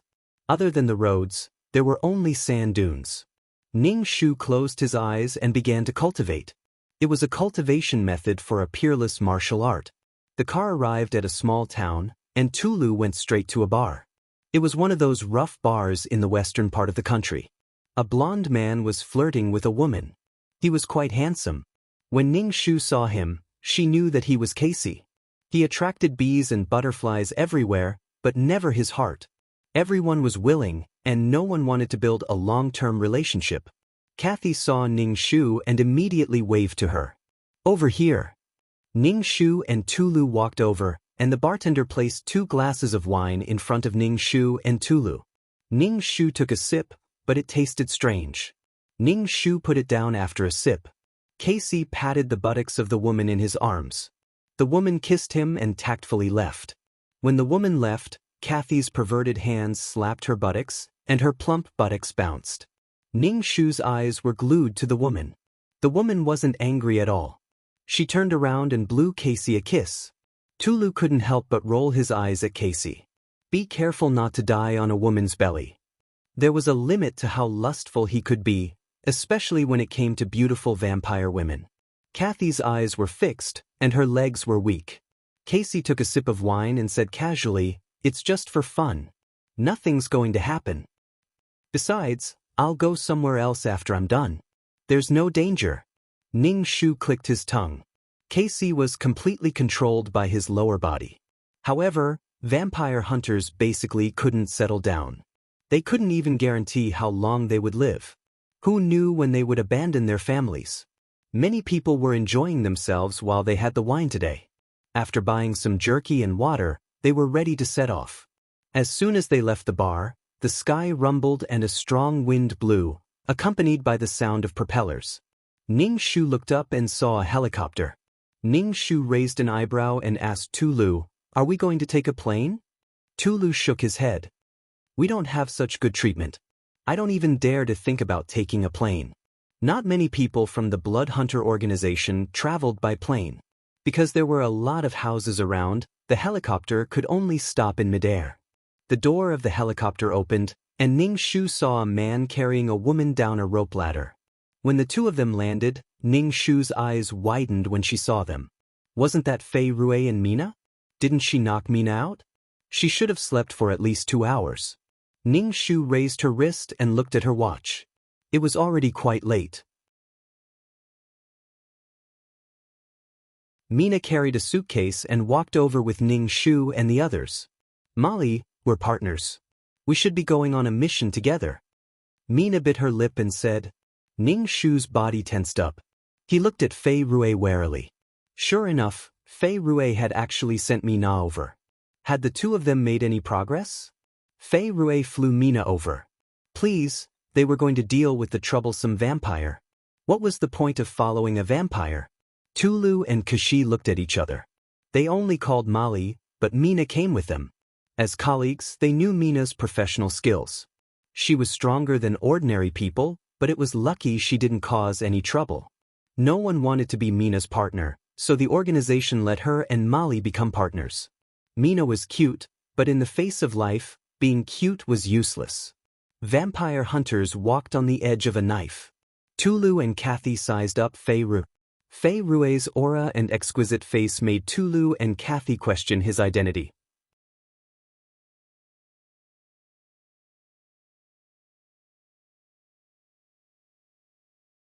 Chapter 1379. Fei Rui's face was very pale, and he looked like a vampire. But if he really was a vampire, why didn't he kill Mina, who was a blood hunter? Ning Shu grabbed Mina's wrist and wanted to pull her aside to talk. He was really annoyed with Mina and Fei Rui. Ning Shu calculated in his heart. His energy center was more abundant this time, and he could even draw talismans in the air for a while. Ning Shu had just grabbed Mina's wrist when Fei Rui grabbed her hand. Fei Rui's hand was very cold, like a corpse without any warmth. And his grip was very strong, as if he wanted to crush her wrist bones. Mina's wrist was grabbed by Ning Shu, and Ning Shu's wrist was grabbed by Fei Rui. Ning Shu turned to look at Fei Rui, and Fei Rui's eyes flashed red. It was only for a moment, and no one noticed it. "What?" Ning Shu asked expressionlessly. "Let go of Mina," Fei Rui said condescendingly. Ning Shu's hand was hurting from Fei Rui's grip, but her expression did not change. "What's wrong with me saying a few words to my partner?" What right do you have to interfere with my relationship with Mina? Don't forget your status. Why are you following Mina around? Ningshu asked Fei Rui coldly. Now he was acting like a flower protector, and it really made people speechless. How could the relationship between people be so strange? Mina saw that Ningshu's expression was unfriendly, and she was afraid that Ningshu would say that Fei Rui was a vampire. And the organization didn't allow blood hunters and vampires to interact with each other. Let go of Molly first, I have something to talk to her about, Mina said to Fei Rui. Fei Rui was a little angry. Are you ordering me? But he still obediently let go of Ningshu's wrist. Ningshu looked at his wrist, and it was already turning blue. Damn. Ningshu pulled Mina to the side and asked, do you know what our target is this time? It's a vampire who killed many girls. But now you have a vampire with you. Are you trying to kill all of us? Ningshu was a little annoyed. Do you know where you stand? If you want to be with the noble and mysterious vampires, then don't do any missions. Mina opened her mouth and said in an aggrieved tone, Jasmine, you've changed. I only wanted to complete the mission with you. I don't know what to do now that you've abandoned me. I woke up to look for you. After I left the manor, it was Fei Rui who sent me here. He wouldn't leave even if I tried to chase him away. Ningshu furrowed his brows. So he followed you and you couldn't chase him away. What are you feeling wronged for? What are you feeling wronged for?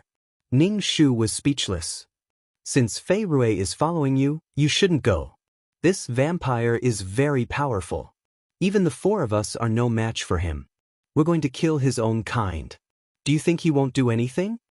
If Fei Rui wasn't staring at them, Ningshu would have knocked on Mina's head. Mina said, I told Fei Rui that we're going to kill vampires. He wants to go with me. He said that vampires have rules and can't kill humans. Fei Rui will personally kill vampires who break the rules. Maybe we can rely on Fei Rui to complete the mission. Ningshu. The rules of the contract were only discussed when people were of the same status. None of the blood hunters present could defeat Fei Rui. Fei Rui would kill his own kind? Mina was so innocent and kind. Don't go on this mission. Ningshu said indifferently. Also, Dulu and Casey only invited me, not you. Don't follow us. Mina's eyes widened as she looked at Ningshu. Jasmine, do you have to say such harsh words? Harsh words. Ningshu said. I haven't said anything worse. Do you know the rules of the blood hunters? Your relationship with Fei Rui is very dangerous. You'll drag me down with you. If you want to die, fine. Why drag me down with you? What do I owe you? Mina took a deep breath and held back her tears. She picked up her suitcase and turned to leave. Mina walked to Fei Rui's side. Let's go back. They don't welcome us. Fei Rui smirked. I didn't agree with you killing vampires. It's dangerous. Fei Rui hugged Mina's waist and held onto the rope. The helicopter's propellers spun rapidly, and they slowly flew away. Casey was stunned. Ningshu asked, What are you and Mina playing at? Ningshu said indifferently, Mina is going to betray us. That man is a vampire. Ningshu said the truth directly. The more people saw it, the more Mina's crime would be confirmed. Casey and Dulu's expressions changed. Betrayal is a serious crime. And that vampire is a noble. He's Prince Fei Rui. Cold sweat appeared on Dulu's forehead. A prince? Thank goodness he didn't do anything. If he's a prince, why did he treat Mina like that? Casey asked. As a man, Casey could naturally sense the way the vampire looked at Mina. It was the way a man looked at a woman. It was full of interest and interest. Otherwise, a man wouldn't do anything for a woman. Ningshu said, Dulu, Casey, go back and write a report. Explain what happened between Fei Rui and Mina. Fei Rui is a prince. He has a lot of power in the blood race. If he uses Mina to mobilize the blood hunters will be caught off guard. Casey and Dulu looked at each other and nodded. After the mission is completed, we will write a report. After Mina left, Ningshu and the other two got in the car and went to the town where the vampires were causing trouble. Because many girls had died, there were very few people in the town. Even during the day, There was basically no one. The shops were all closed. It looked like an empty town. Lu first went to the police station to understand the situation. Casey helped Ning Shu with the dress. Ning Shu was speechless. Why do I have to wear a dress? Trust me, a woman in a dress will attract more attention than a woman in pants. If you wear a dress, you can be sure you're a woman almost instantly. Since you're the bait, you have to be as conspicuous as possible. Ning Shu was speechless. Ning Shu resigned herself to her fate and put on the dress. Kathy then took a slightly curly blonde hair and put it on Ning Shu's head. Casey rubbed his chin and looked at Ning Shu. You're more feminine than before. Ning Shu said, Don't covet my beauty. I don't do that. It's troublesome. Casey shrugged. Also, I have a feeling that if I really do something, I will be discounted by you. Ning Shu put on the high heels and nodded. Your feeling is right. I will break your third leg. When night fell, Ning Shu walked on the street coquettishly, waiting for the vampire to take the bait. Ning Shu's legs hurt from wearing high heels. She walked around for a while, but the vampire didn't come out. Did he know she was the bait?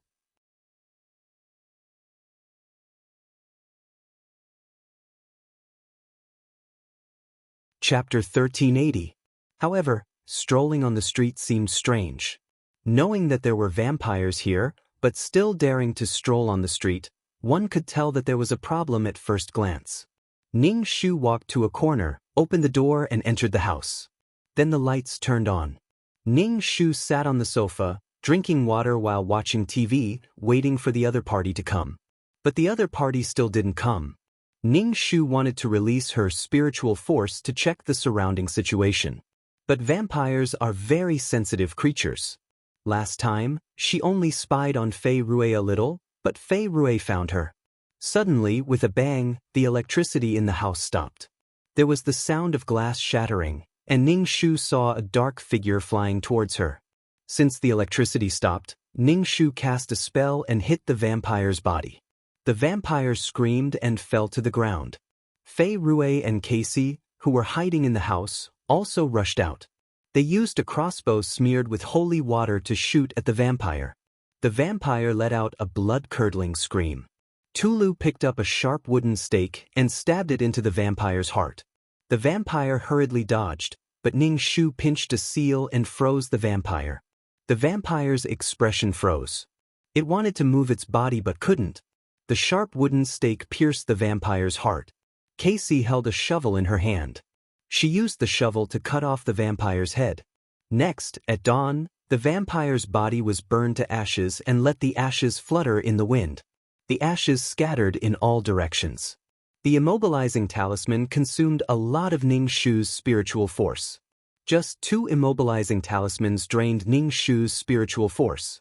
Casey threw away the shovel in her hand and let out a long breath. It went smoothly. Another sum of money came into the account. Tulu dragged the dead vampire to the courtyard, intending to burn it at dawn. Ning Shu sat cross-legged on the sofa and began to cultivate.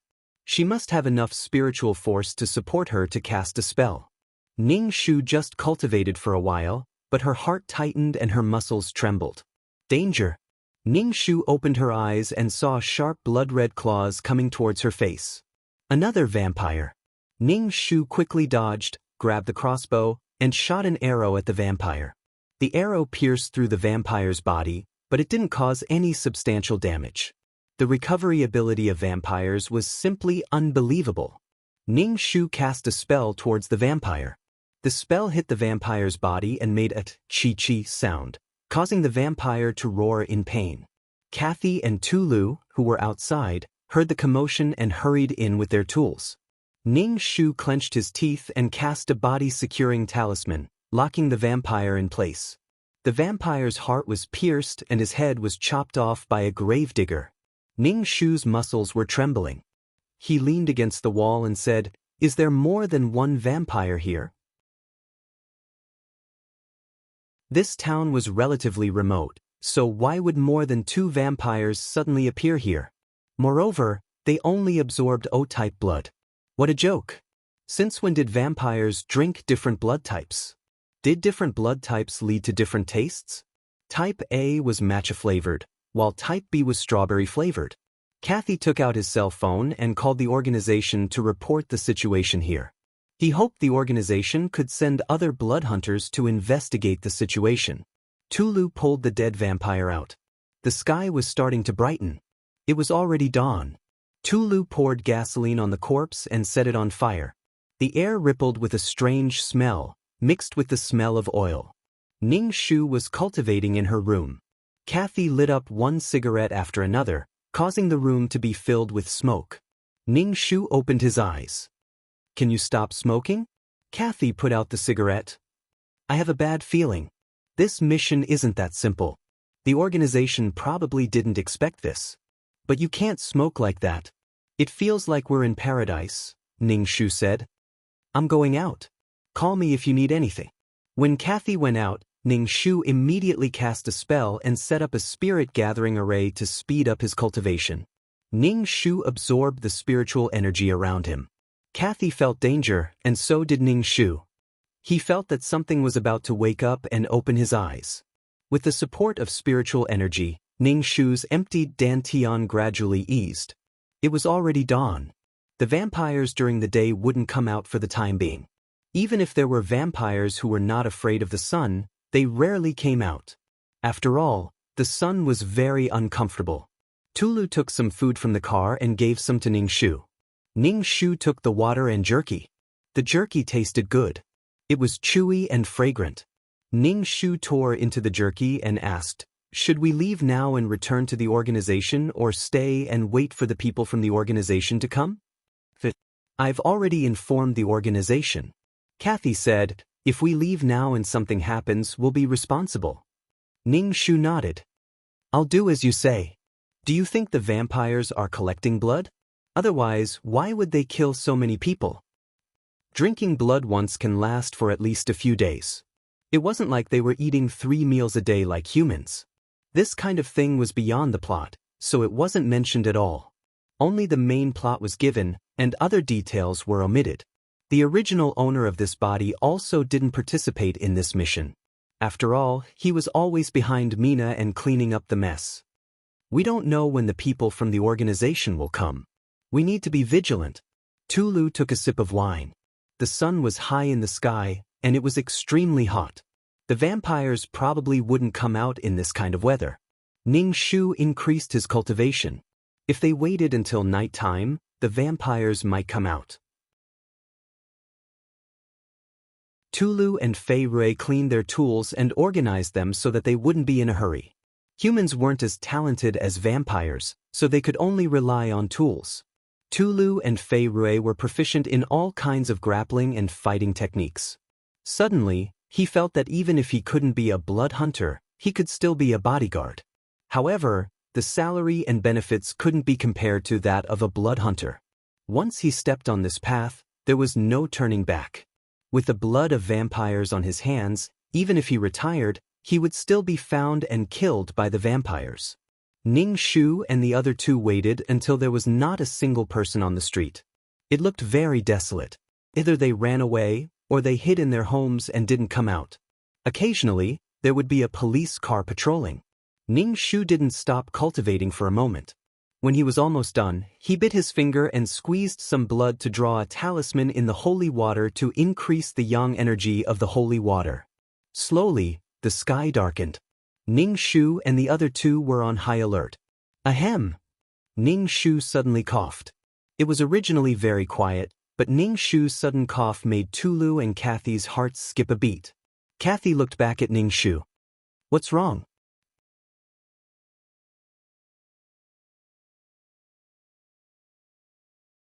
Chapter 1381.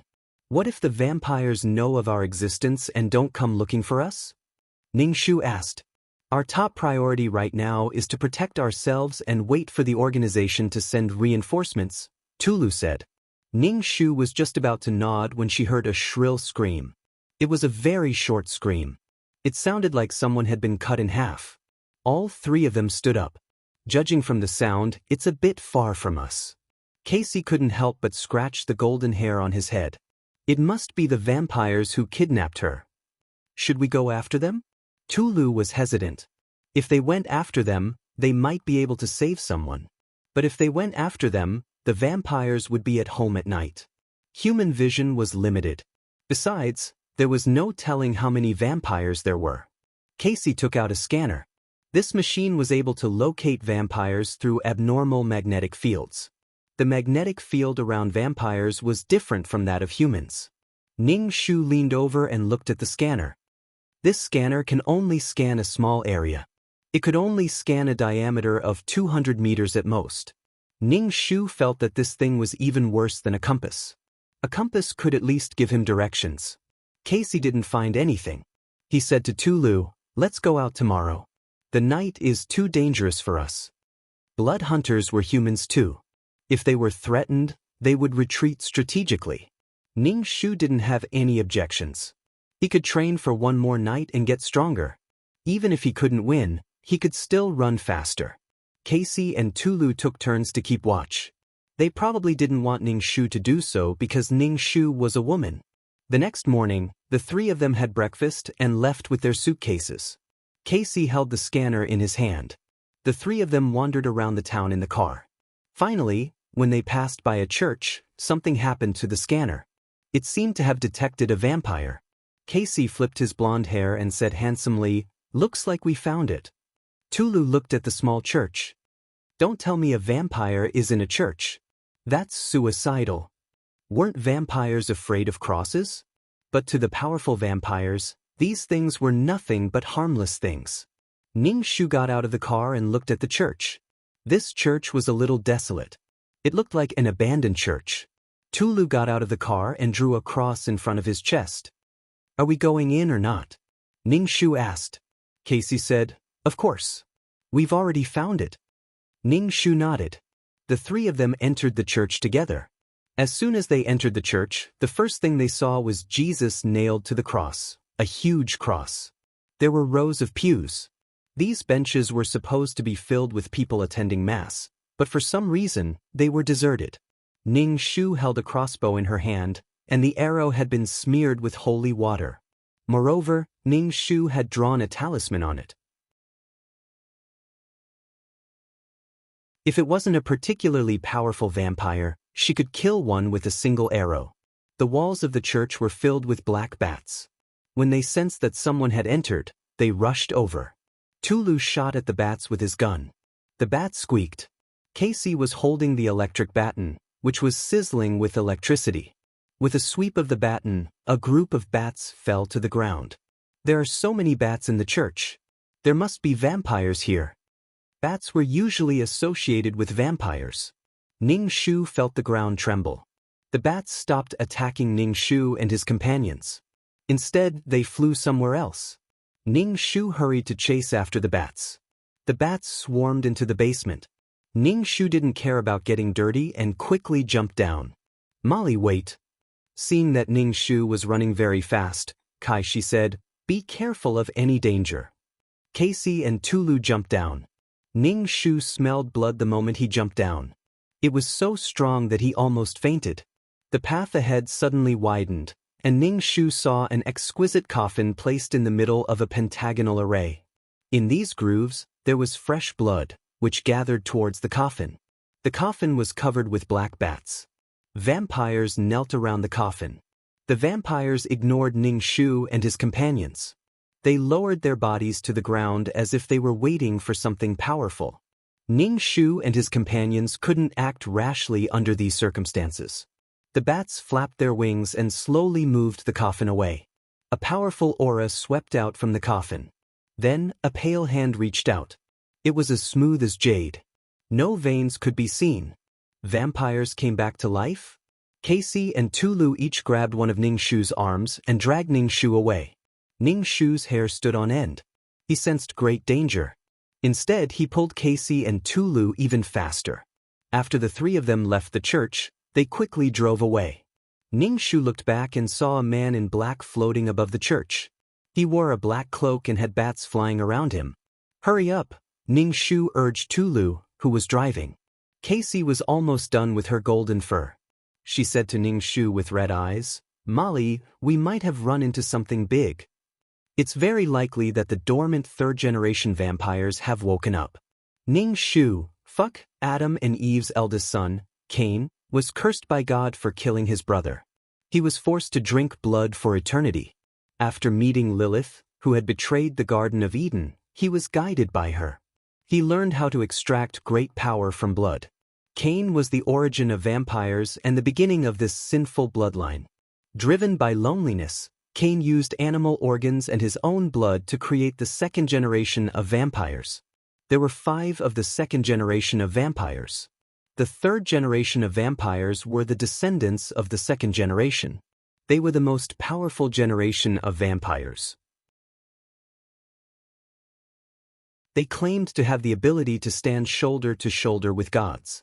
Therefore, they became the main leaders of the next few generations of vampires. They were known as the Blood Masters.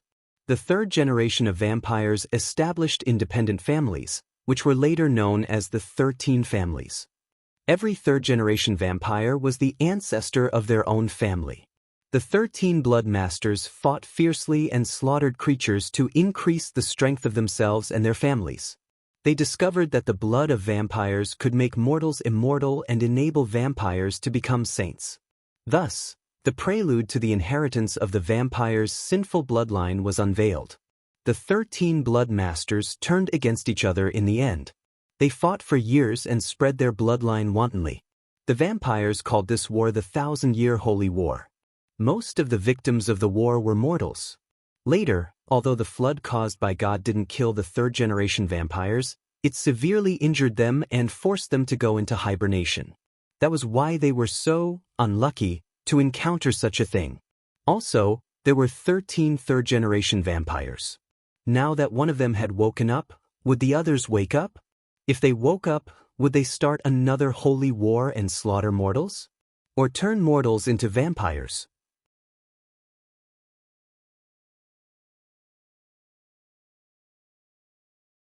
Chapter 1382. He thought it would be a simple mission, but he never expected to run into a third-generation vampire who was said to be as strong as a god. That was terrifying. Ning Shu's forehead was covered in cold sweat. He didn't dare to look back at the vampire. Tulu's body was so stiff that he couldn't even turn the steering wheel. Ning Shu pulled Tulu away. "I'll drive." Ning Shu stepped on the gas pedal, and the car sped off. He could only hope that the newly awakened vampire wouldn't pay attention to small fries like them. That was terrifying. Ning Shu's forehead was covered in cold sweat. He didn't dare to look back at the vampire.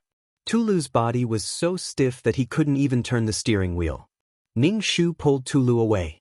"I'll drive." Ning Shu stepped on the gas pedal, and the car sped off. He could only hope that the newly awakened vampire wouldn't pay attention to small fries like them. The vampire must not have recovered his strength yet. Were all the people who died in the town sacrificed to awaken the third-generation vampire? Ning Shu felt a prickling sensation in her back. Her muscles were so tense that they started to twitch uncontrollably. He didn't even dare to blink when sweat dripped into his eyes. Ning Shu turned the steering wheel so fast that Tulu and Cassie felt dizzy from the sudden turn of the car. Ning Shu didn't know how far he had driven, but he didn't care where he went as long as he could get rid of the people behind him. Ning Shu's mind was muddled, and he could only rely on his body to respond. The difference in strength was too great. He couldn't even fight back. An ant versus a giant. Gradually, Ning Shu's body relaxed. He didn't feel the danger anymore. His body would tell him when he was close to danger. Ning Shu's hands that were gripping the steering wheel were trembling, and her legs were shaking uncontrollably. "I'll drive." Tulu took over the wheel. Ning Shu sat next to Kathy. Kathy's voice was trembling. "I was so scared by the vampire that my blood vessels exploded, and I was so scared by your driving skills that I almost peed my pants." Ning Shu shook his legs. "I'm not afraid." Casey was speechless. "Let's hurry back to the organization. We have to report this to the higher-ups." Casey said to Tulu, "The third-generation vampires have awakened. It's already incredible that even one of them has awakened. If the others awaken as well, the holy war will erupt again." Tulu stepped on the gas pedal, causing the car to jerk violently. Ning Shu calmed down and pondered. "Anyway, the powerful third-generation vampire had awakened. In other words, the strength of the vampires had increased. Perhaps Fei Rui was able to eliminate the vampire hunters so easily because the higher-ups of the vampire hunters had already been eliminated by the powerful vampires. It was entirely possible. Otherwise, the vampire hunters wouldn't have been so weak. Furthermore, there was the church above the vampire hunters. Were the vampire hunters that had stood tall for so long really going to be destroyed because of a woman, Mina? The third generation of vampires started a holy war, and every one of them was ambitious. The existence of the vampire hunters prevented the vampires from becoming saints, so they would definitely eliminate the vampire hunters. Ning Shu wiped the cold sweat off his face with his sleeve. This wasn't just a simple hero saving the damsel in distress. I feel like we're fish on the chopping board now. Ning Shu sighed. The awakening of the third-generation vampires had basically put the humans at a disadvantage. Should they bombard them with an atomic bomb? It would be like using a cannon to kill a mosquito. Furthermore, the vampires could teleport. It would be a completely bad move. Ning Shu rubbed his forehead. He felt that the sudden appearance of the plot was simply nonsense. It only gave him a simple romantic plot. As for the true nature of the plot, the original owner didn't know. Ning Shu could only guess based on the cause and effect of the matter. The awakening of the third-generation vampires and the elimination of the vampire hunters followed. The two should be related. Ning Shu's mouth was dry. He grabbed the bottle of water and gulped it down. "Leave some for me." Casey snatched the bottle from Ning Shu's hand. After drinking, he even poured water on his head. Layers of goosebumps appeared on his face. Ning Shu and the other two rushed day and night and finally arrived at the manor. The three of them practically rolled and crawled into the manor. Only after entering the manor did they feel a little safer. Ning Shu heaved a long sigh of relief. Kushi scratched his golden hair and laughed. "We've finally escaped death. Let's report this matter." Ning Shu nodded and returned to his room. The room was empty. Mina wasn't there, and the box under the bed wasn't there either. It seemed like she had gone to do a mission. But with Mina's professional skills, the chances of her completing the mission weren't high. Unless someone helped Mina, she really couldn't do it alone. Ning Shu didn't care where Mina went. After all, she had a protector. Ning Shu turned on his computer and wrote a mission report, explaining the mission in detail. He talked about the coffin and the pentagram formation in detail. The vampires collected blood to increase the energy of the vampires in the coffin to revive. After talking about the third-generation vampires in detail, Ning Shu also talked about what happened between Mina and Fei Rui. He didn't hide anything about Fei Rui sending Mina to do the mission. In the end, he directly concluded that Mina betrayed the organization. After finishing the report, Ning Shu sent it to her superiors. Then he sat cross-legged on his bed to cultivate. He originally thought that Fei Rui was enough, but now there was a third-generation vampire. The third-generation vampires were the most powerful among all vampires. They gathered all the strengths of vampires. They killed the second-generation vampires and established the 13 clans. He felt even more urgent. If the third-generation vampires woke up one after another, this world would become a world of vampires again. Would the 13 clans start fighting again? In fact, it didn't matter if they were killed. The problem was that the unlucky ones were the mortals. They often pulled in mortals and turned them into vampires to join the battle. Ning Shu was most worried about the vampire hunters. If the extinction of the vampire hunters was just the beginning, then the situation would be terrible. Generally speaking, when there was a war, the heavens wanted to clean up some things. Ning Shu had to ensure that she would survive in this turmoil. She said that she was going to find Huang Ji and Zhu Sha, but she ran back in a hurry. Ning Shu cast a spell and set up a spirit-gathering formation. Then he began to cultivate. Not long after, Ning Shu received a call from Tulu, asking him to come out quickly. The higher-ups wanted to talk to them. If the third-generation vampires really woke up, it would be the most important thing for the entire human race. The human race would be destroyed once again. Ning Shu and the other two went to the garden of the manor and saw a woman sitting on a swing. She swung slowly on the swing. Ning Shu. This was the leader of the vampire hunters, a beautiful woman.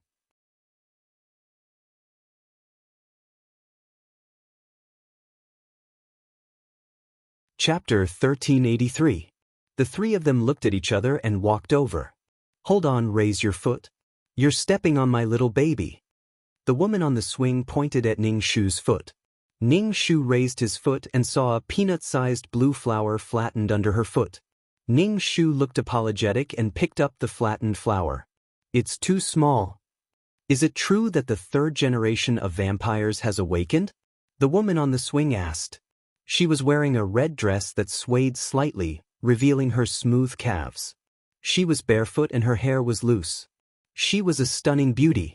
Kathy's eyes almost popped out of their sockets, and she almost couldn't regain her senses. Tulu nudged him with his elbow, and Casey immediately snapped out of his daze and said, "It's true." The woman in red glanced at Casey. "I don't talk to perverts." Casey was speechless. The woman in red looked at Ning Shu. "Tell me what happened." Ning Shu nodded and told her everything. The woman in red listened to Ning Shu quietly and looked at Ning Shu.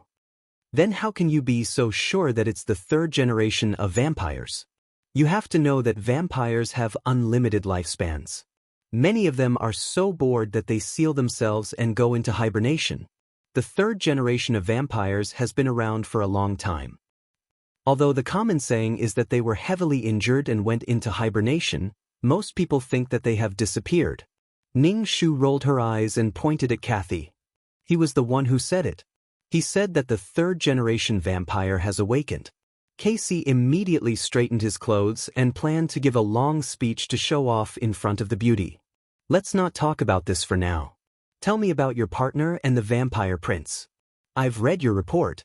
Casey was speechless. The woman in red looked at Ning Shu. "You have to know that she's your partner. You've gone through life and death with her. You're despicable and you don't love your partner by telling on her." Ning Shu's expression didn't change. "I've thought it through before reporting her. First of all, Fei Rui is a prince.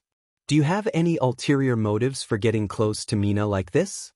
Is it for the sake of the vampire hunt? Secondly, from the bottom of my heart, I don't like Mina. She's the kind of person who only cares about herself. She doesn't know how to be united and doesn't love her partner. She clearly knows that vampire hunters can't interact with vampires.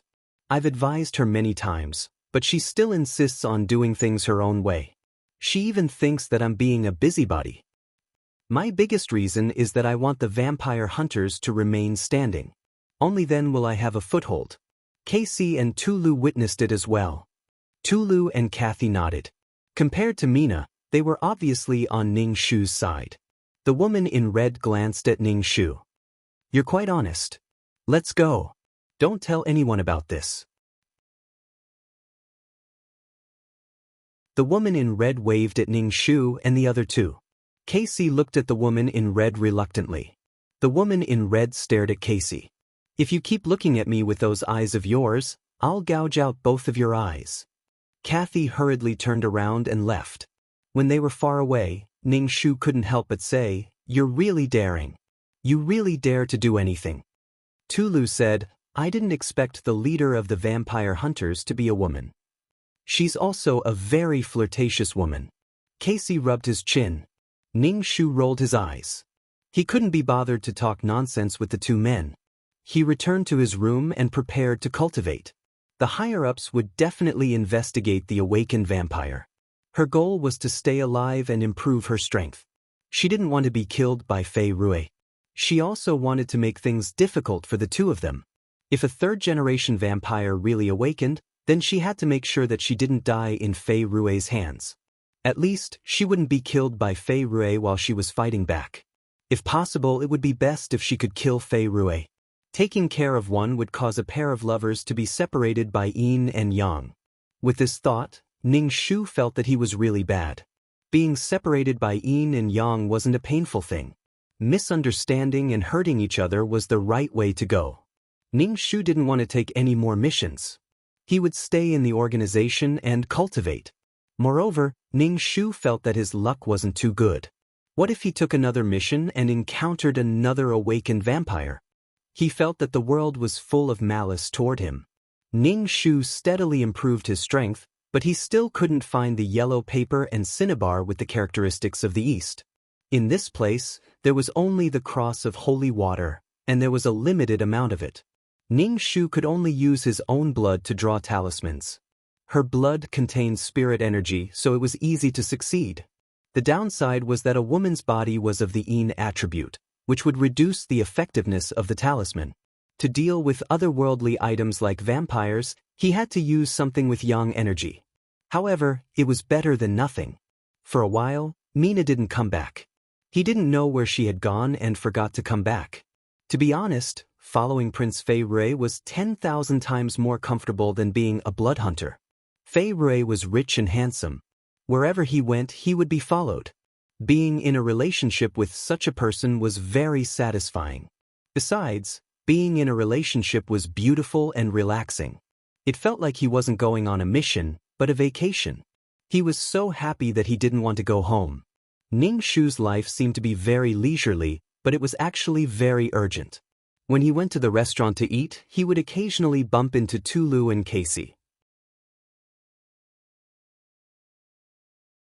Like Ning Shu, the two of them were scared and hadn't come back to their senses yet. So, they didn't go on any missions for the time being. Ning Shu ate 3 hamburgers in one meal, which scared Tulu and Casey. "Trust me, if you keep eating like this, you'll lose everything," Casey said to Ning Shu. Ning Shu gnawed on the hamburger. "It doesn't matter. I need energy." If he didn't have enough spirit energy, he could only use this method to replenish it. "Your partner hasn't come back yet?" Tulu asked. Ning Shu shook his head and took a sip of yogurt. "It's up to her. I can't control her. If you don't have a partner, you can join me and Casey. We'll form a team together. We've worked together before, so we have some chemistry," Tulu said. Casey nodded. "That's good. Although it's not much to split a mission among 3 people, it's safer." Ning Shu thought about it and nodded in agreement. At least these 2 people seemed reliable. "Hey, did your partner elope with a vampire?" Kathy joked. Ning Shu shrugged. "Maybe." However, Mina had yet to be completely disappointed in the vampire hunter organization as a hero saving a damsel in distress. She still had some concerns. On one hand, she was greedy for Fei Rui. On the other hand, she was wary of the blood hunters. She was afraid that she would be punished. The storyline still had to continue, so Ning Shu felt that Mina would come back. She would walk right into the trap and wait for Fei Rui to save her. However, Ning Shu always had a doubt in his heart.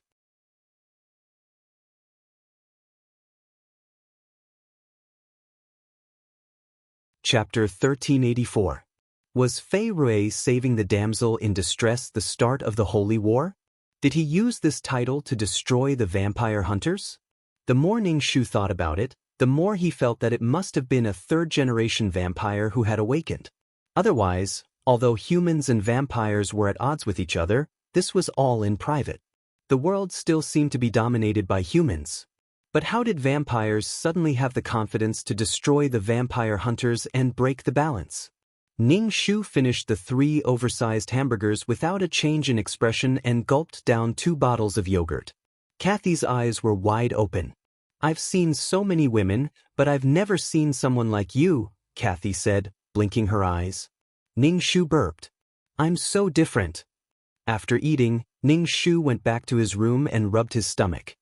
He felt that the food in his stomach had been digested and turned into energy that flowed to every part of his body. Finally, it gathered in his dantian. Ning Shu opened the door and saw Mina sitting on his bed. She had clearly come back from a long journey, but her face was rosy and full of desire. Ning Shu calculated with his fingers and knew that Mina was in for a romantic disaster. When Mina saw Ning Shu, she didn't know what to say and felt a little awkward. But when she saw that Ning Shu was ignoring her, she didn't even greet him. And the awkwardness in her heart disappeared. Instead, she became depressed. Mina felt a little short of breath when it came to Fei Rui. Her relationship with Fei Rui seemed to be developing in a strange direction. It had exceeded the boundary between vampire hunters and vampires. Mina felt very conflicted, even though Fei Rui had said countless times that he wanted to give her the embrace. But Mina insisted that she absolutely didn't agree. "Molly, I've completed a few missions this time," Mina said to Ning Shu. "Oh," Ning Shu replied indifferently. Mina was speechless. She had completed so many missions to impress Ning Shu, but Ning Shu's indifferent attitude almost made Mina vomit blood. "Jasmine, what exactly do you mean? If you don't want to be my partner, just say it. Don't be so eccentric." "I don't want to be your partner." Although Mina already had her suspicions, she still felt wronged when Ning Shu said it out loud. He felt as if his heart had shattered into countless pieces.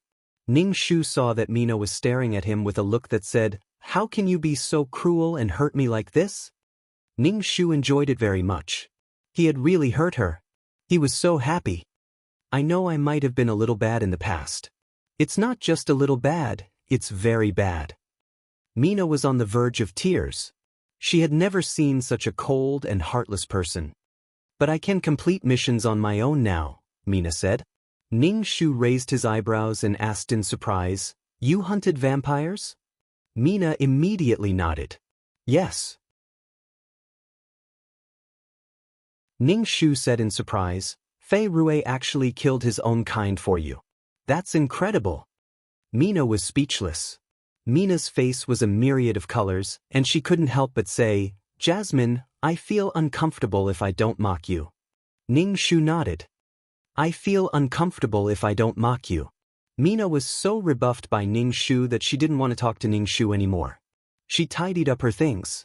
When Ning Shu saw Mina like this, he knew that she was most likely right. With Mina's skills, killing a vampire on her own and even cremating it, she couldn't have done it on her own. At most, Fei Rui would have waved his hand, and the vampire would have been reduced to ashes. If Mina had been killed by him, he wouldn't have argued with her. Mina was someone who could argue with reason even if she didn't. Ning Shu clicked his tongue. Mina put down the things in her hands in annoyance. Ning Shu said, "Jasmine, what right do you have to look down on me? What right do I need? Even I can look down on you. No stance, no skills. I think you want to become a vampire, to live forever and keep your face." Ning Shu's words were very blunt. Mina stood up. "Jasmine, it's easy for you to say that. I met the right person, and that person is just a vampire. I don't believe that you can still be so righteous when you meet love." Ning Shu spread his hands. "Why can't I be righteous? Even if a vampire likes me, I won't change my stance. I clearly know that vampire hunters and vampires are on opposite sides. Although I don't want to make myself sound so noble, vampire hunters are indeed the last line of defense for humans." Mina sneered, "Hypocrite, you sound so righteous." Ning Shu also laughed disdainfully. "Don't use your personal feelings to measure my feelings. You're so petty. Look at you. You're a vampire hunter, but you only think about vampires. You don't have your own principles and stance. What right do you have to laugh at me for being righteous? You grew up as a vampire hunter, but for a vampire, you want to abandon it. People like you should be thrown into the smelly ditch. What's the point of raising you?" Mina's face turned red. She angrily said, "You're so extreme. Don't make yourself sound so noble. Moreover, vampires and humans have signed a peace treaty. Naive. All alliances are built on the condition that both sides are evenly matched. When the weak can be slaughtered by others, who would care about alliances? You haven't met anyone you like, so you're saying it like that. You really think that one day, you'll know that you can't wait to destroy the heavens and earth to be with him. But for someone like you, no one will like you. Was this how women attacked other women? No man likes you. You're a loser." Ning Shu didn't feel that he was pitiful at all. Begging for someone's love was pitiful, and he even used begging for love to show off. Ning Shu liked the way gentlemen interacted with each other. Moreover, Ning Shu knew that he was a selfish person. No one was more important than himself. Ning Shu spread his hands. "So, I don't have any worries in this regard. I won't destroy the heavens and earth just to be with one person." Mina was speechless. This person was really annoying. She remembered that Jasmine wasn't this annoying. Jasmine was clearly so understanding and magnanimous. But the current Jasmine was really difficult to deal with. Don't you know that your sharp tongue is really annoying? Ning Shu said casually. I'm just saying what I want to say. That's sharp tongue. I'm just saying it, but you've already done it. You've directly used your actions to prove how annoying you are. Mina was so angry that her cheeks puffed up. Jasmine, you're just jealous of me. Ning Shu. Why would I be jealous of you? I'm jealous that you have nothing and still have vampire love.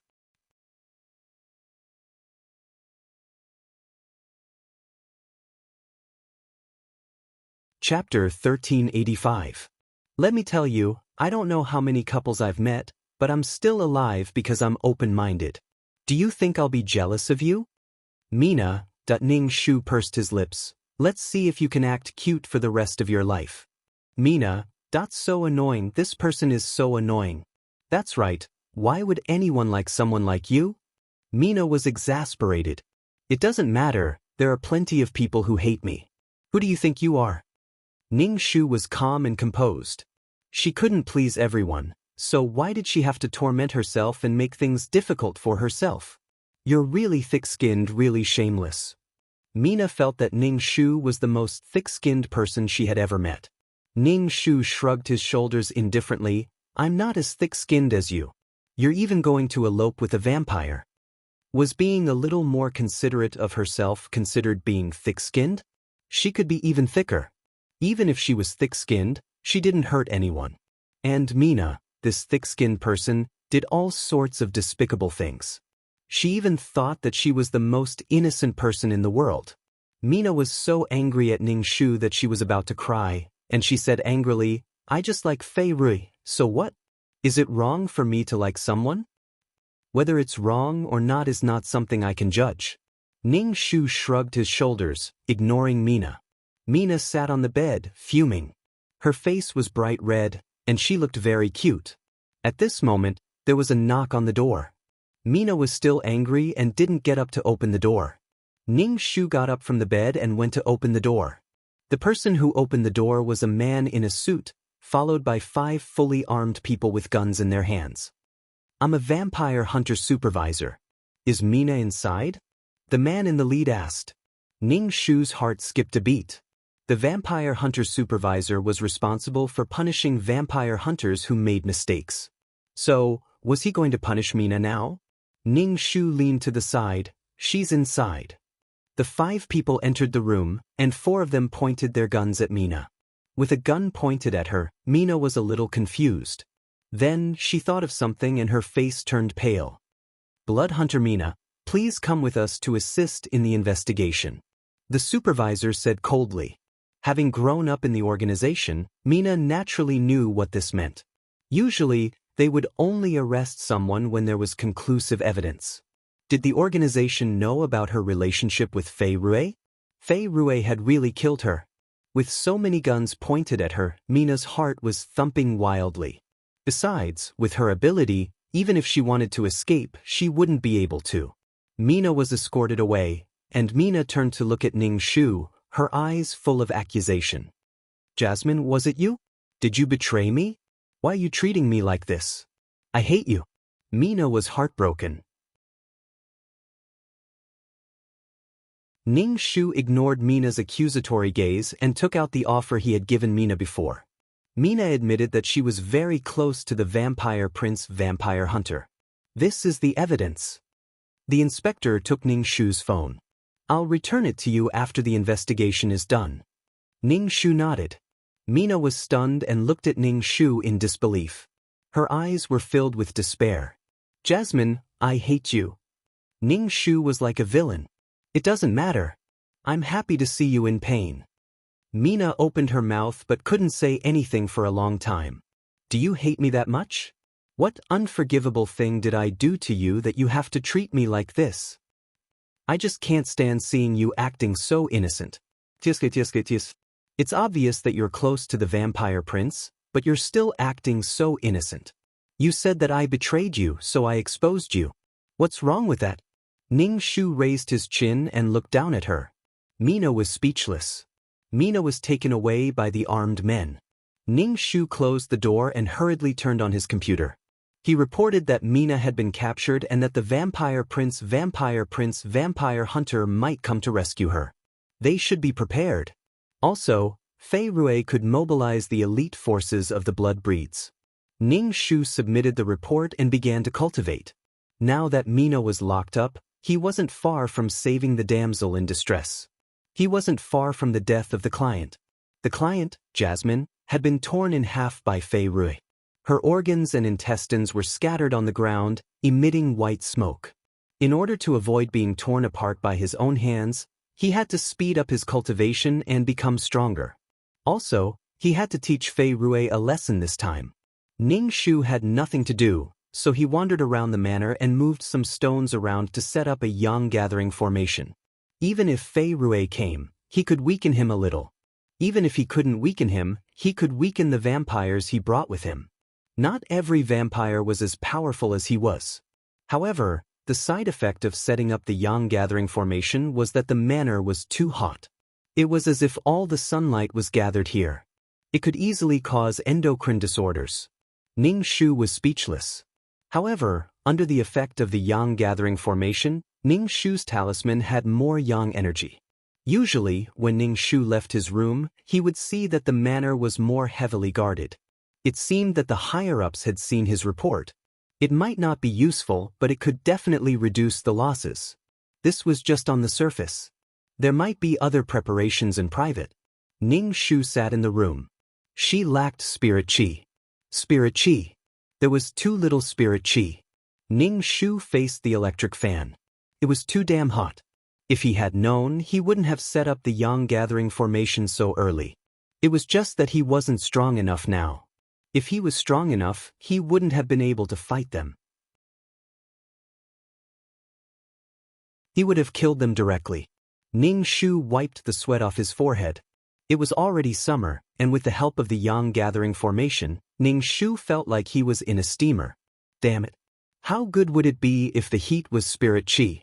Ning Shu's mind suddenly exploded. Heat was also energy. Why couldn't she absorb it? She remembered that when she was in the galaxy, she also absorbed other types of energy. Ning Shu was excited.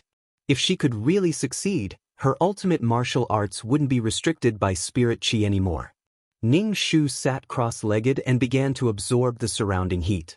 The heat drilled into Ning Shu's body. After a while, Ning Shu's skin turned red as if it was scalded. Ning Shu opened his mouth and white smoke came out. Damn it. Sure enough, not everything could be absorbed. However, Ning Shu felt a hot energy gathering in her dantian, making her body very hot. The muscles all over her body felt like they were being roasted in a raging fire. The energy of fire was indeed not as docile as spirit chi.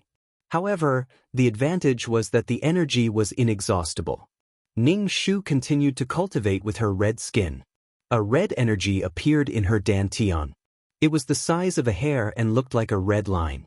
Probably because her body was used to such heat, the red color slowly faded from her skin. It returned to white. However, Ning Shu was very excited because she found an energy that could replace spirit chi. In this world, there was wind energy and heat energy. Moreover, heat energy was inexhaustible. No spirit chi could absorb heat energy.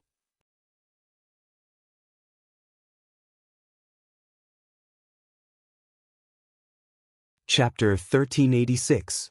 After absorbing some yang energy, Ning Shu felt a burning sensation in her dantian. Spirit energy and heat were mixed together, making Ning Shu feel as if she was about to be incinerated. His dantian was fiery red, like a pool of magma. Ning Shu clenched her fists. She felt as if there was a small universe in her body that was about to explode. She had indeed absorbed fire energy. Ning Shu felt as if she was about to go berserk. Fire was not as gentle as spirit energy.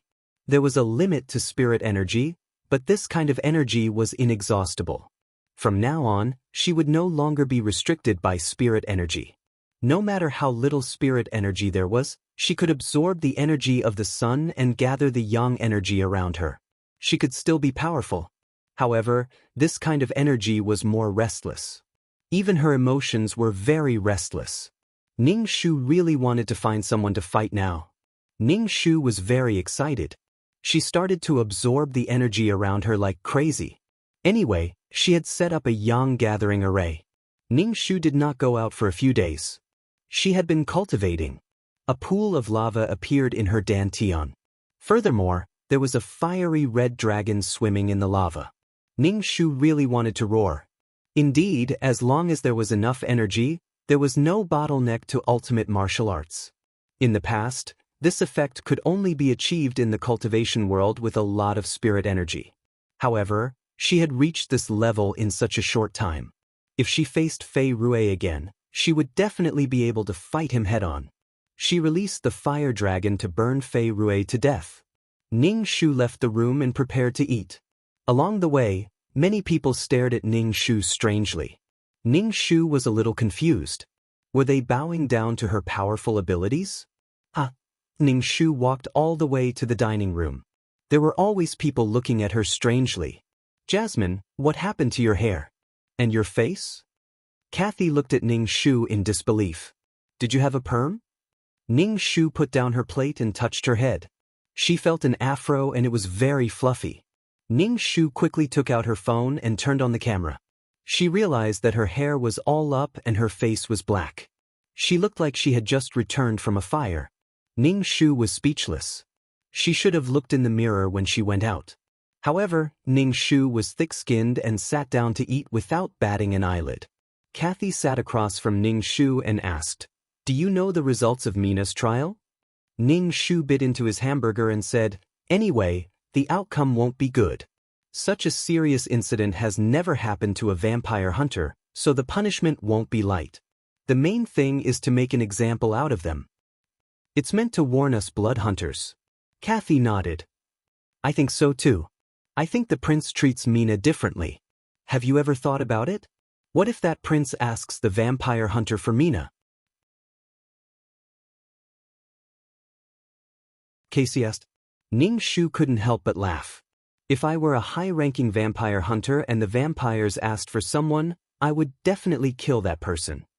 If someone betrays the vampire hunters in the future, the vampire hunters will have no dignity and stand, and will even kill the person who betrays the vampire hunters." Kathy stared at Ning Shu. "Do you hate Mina that much?" "No, everything I do is based on the vampire hunters." Ning Shu said, "When the nest is overturned, no egg will remain intact."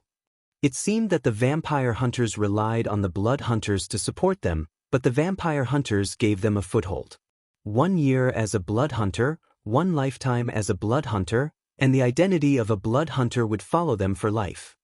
"Do you want to do a mission?" Kathy asked. "Tulu and I plan to take a mission and go out for a walk. It's a very simple mission." Ning Shu thought that if he went out to do a mission at this time, he could avoid Fei Rue and save the damsel in distress. However, Ning Shu didn't want to avoid it. He wanted to test his strength. Moreover, if he avoided it for now, he would eventually encounter it in the future. He could only face it head-on. Ning Shu shook his legs. "I still want to rest, so I won't go for now." "You're still scared?" "I'm not scared." "Was the one who woke up last time a third-generation vampire?" Ning Shu asked Kathy. Kathy patted his chest. "Trust me, that was definitely a third-generation vampire. Didn't you notice that there was a crown on the coffin? It should be a vampire from the Lucen clan. This clan's vampires are elegant and aggressive." Ning Shu vaguely remembered. "But it only means that it's a vampire from the Lucen clan. It doesn't mean that it's a third-generation vampire. Have the results of the investigation been released? Even if they did, they wouldn't spread the news and cause panic." Ning Shu spread her hands. Anyway, she wasn't very afraid now. With strength came confidence, and with food came confidence. Even if it really was a third-generation vampire, Ning Shu felt that he could go up and scratch it. If he couldn't beat it, he would immediately run away. After eating 4 super hamburgers, Ning Shu returned to his room and began to cultivate. The stronger he was, the better. The atmosphere in the manor was getting more and more tense. Although they didn't know what was going on, everyone felt that the atmosphere was very strange. Kathy and Tulu were originally going to accept a mission, but they were told that all the blood hunters couldn't leave the manor for a while. Soon, a punishment ceremony would be held to punish the blood hunters who made mistakes. As the time was getting closer and closer, Ning Shu began to prepare. Last time, Fei Rui scratched her face. This time, she wanted to do the same. She must take revenge. Soon, the people above informed all the blood hunters to come to the square. Ning Shu arrived at the square and saw Mina tied to a cross in the middle of the square. Her face was full of panic and fear. The woman in the red dress stood on the high platform. The breeze blew at the corners of her dress. She looked quite beautiful and ethereal. It seemed that she was going to personally preside over the ceremony. Ning Shu secretly cast a spell, and a red light invaded Mina's body. This spell didn't do any harm to Mina, but it would make her unable to speak for 4 hours. In a state of speechlessness, the woman in the red dress stood on the high platform and said simply, "The punishment is death, cut in half at the waist." The onlooking blood hunters cried out in alarm when they heard that they would be cut in half. Cutting in half at the waist was a punishment from the Middle Ages. Although it was called cutting in half at the waist, it was actually sawing from the bottom up. The prisoner's mind was clear and wouldn't die for a while. Even if the stomach was cut, the prisoner would clearly feel the extreme pain. And it was with a saw, pulling and tearing. It was simply too much. Just thinking about it made people shudder. When Mina heard that he would be cut in half, the blood drained from her face. She wanted to say something, but no words came out of her mouth. Mina's mouth was agape, but she couldn't say a single word. Mina was so anxious that her face turned red. She opened her mouth and wanted to shout. The veins on her neck bulged, but she couldn't say a word. Ning Shu's expression was cold. Ning Shu asked Kathy, "What's wrong with her?" "She's probably scared out of her wits." You're tuning in to the Passion Pages YouTube channel. We're so grateful for your support, and don't forget to subscribe to join us on this incredible journey through captivating stories. Your generosity through donations truly makes a world of difference, as it's the primary source of revenue that allows me to expand and enhance this channel for you. Thank you from the bottom of my heart for being a part of this adventure.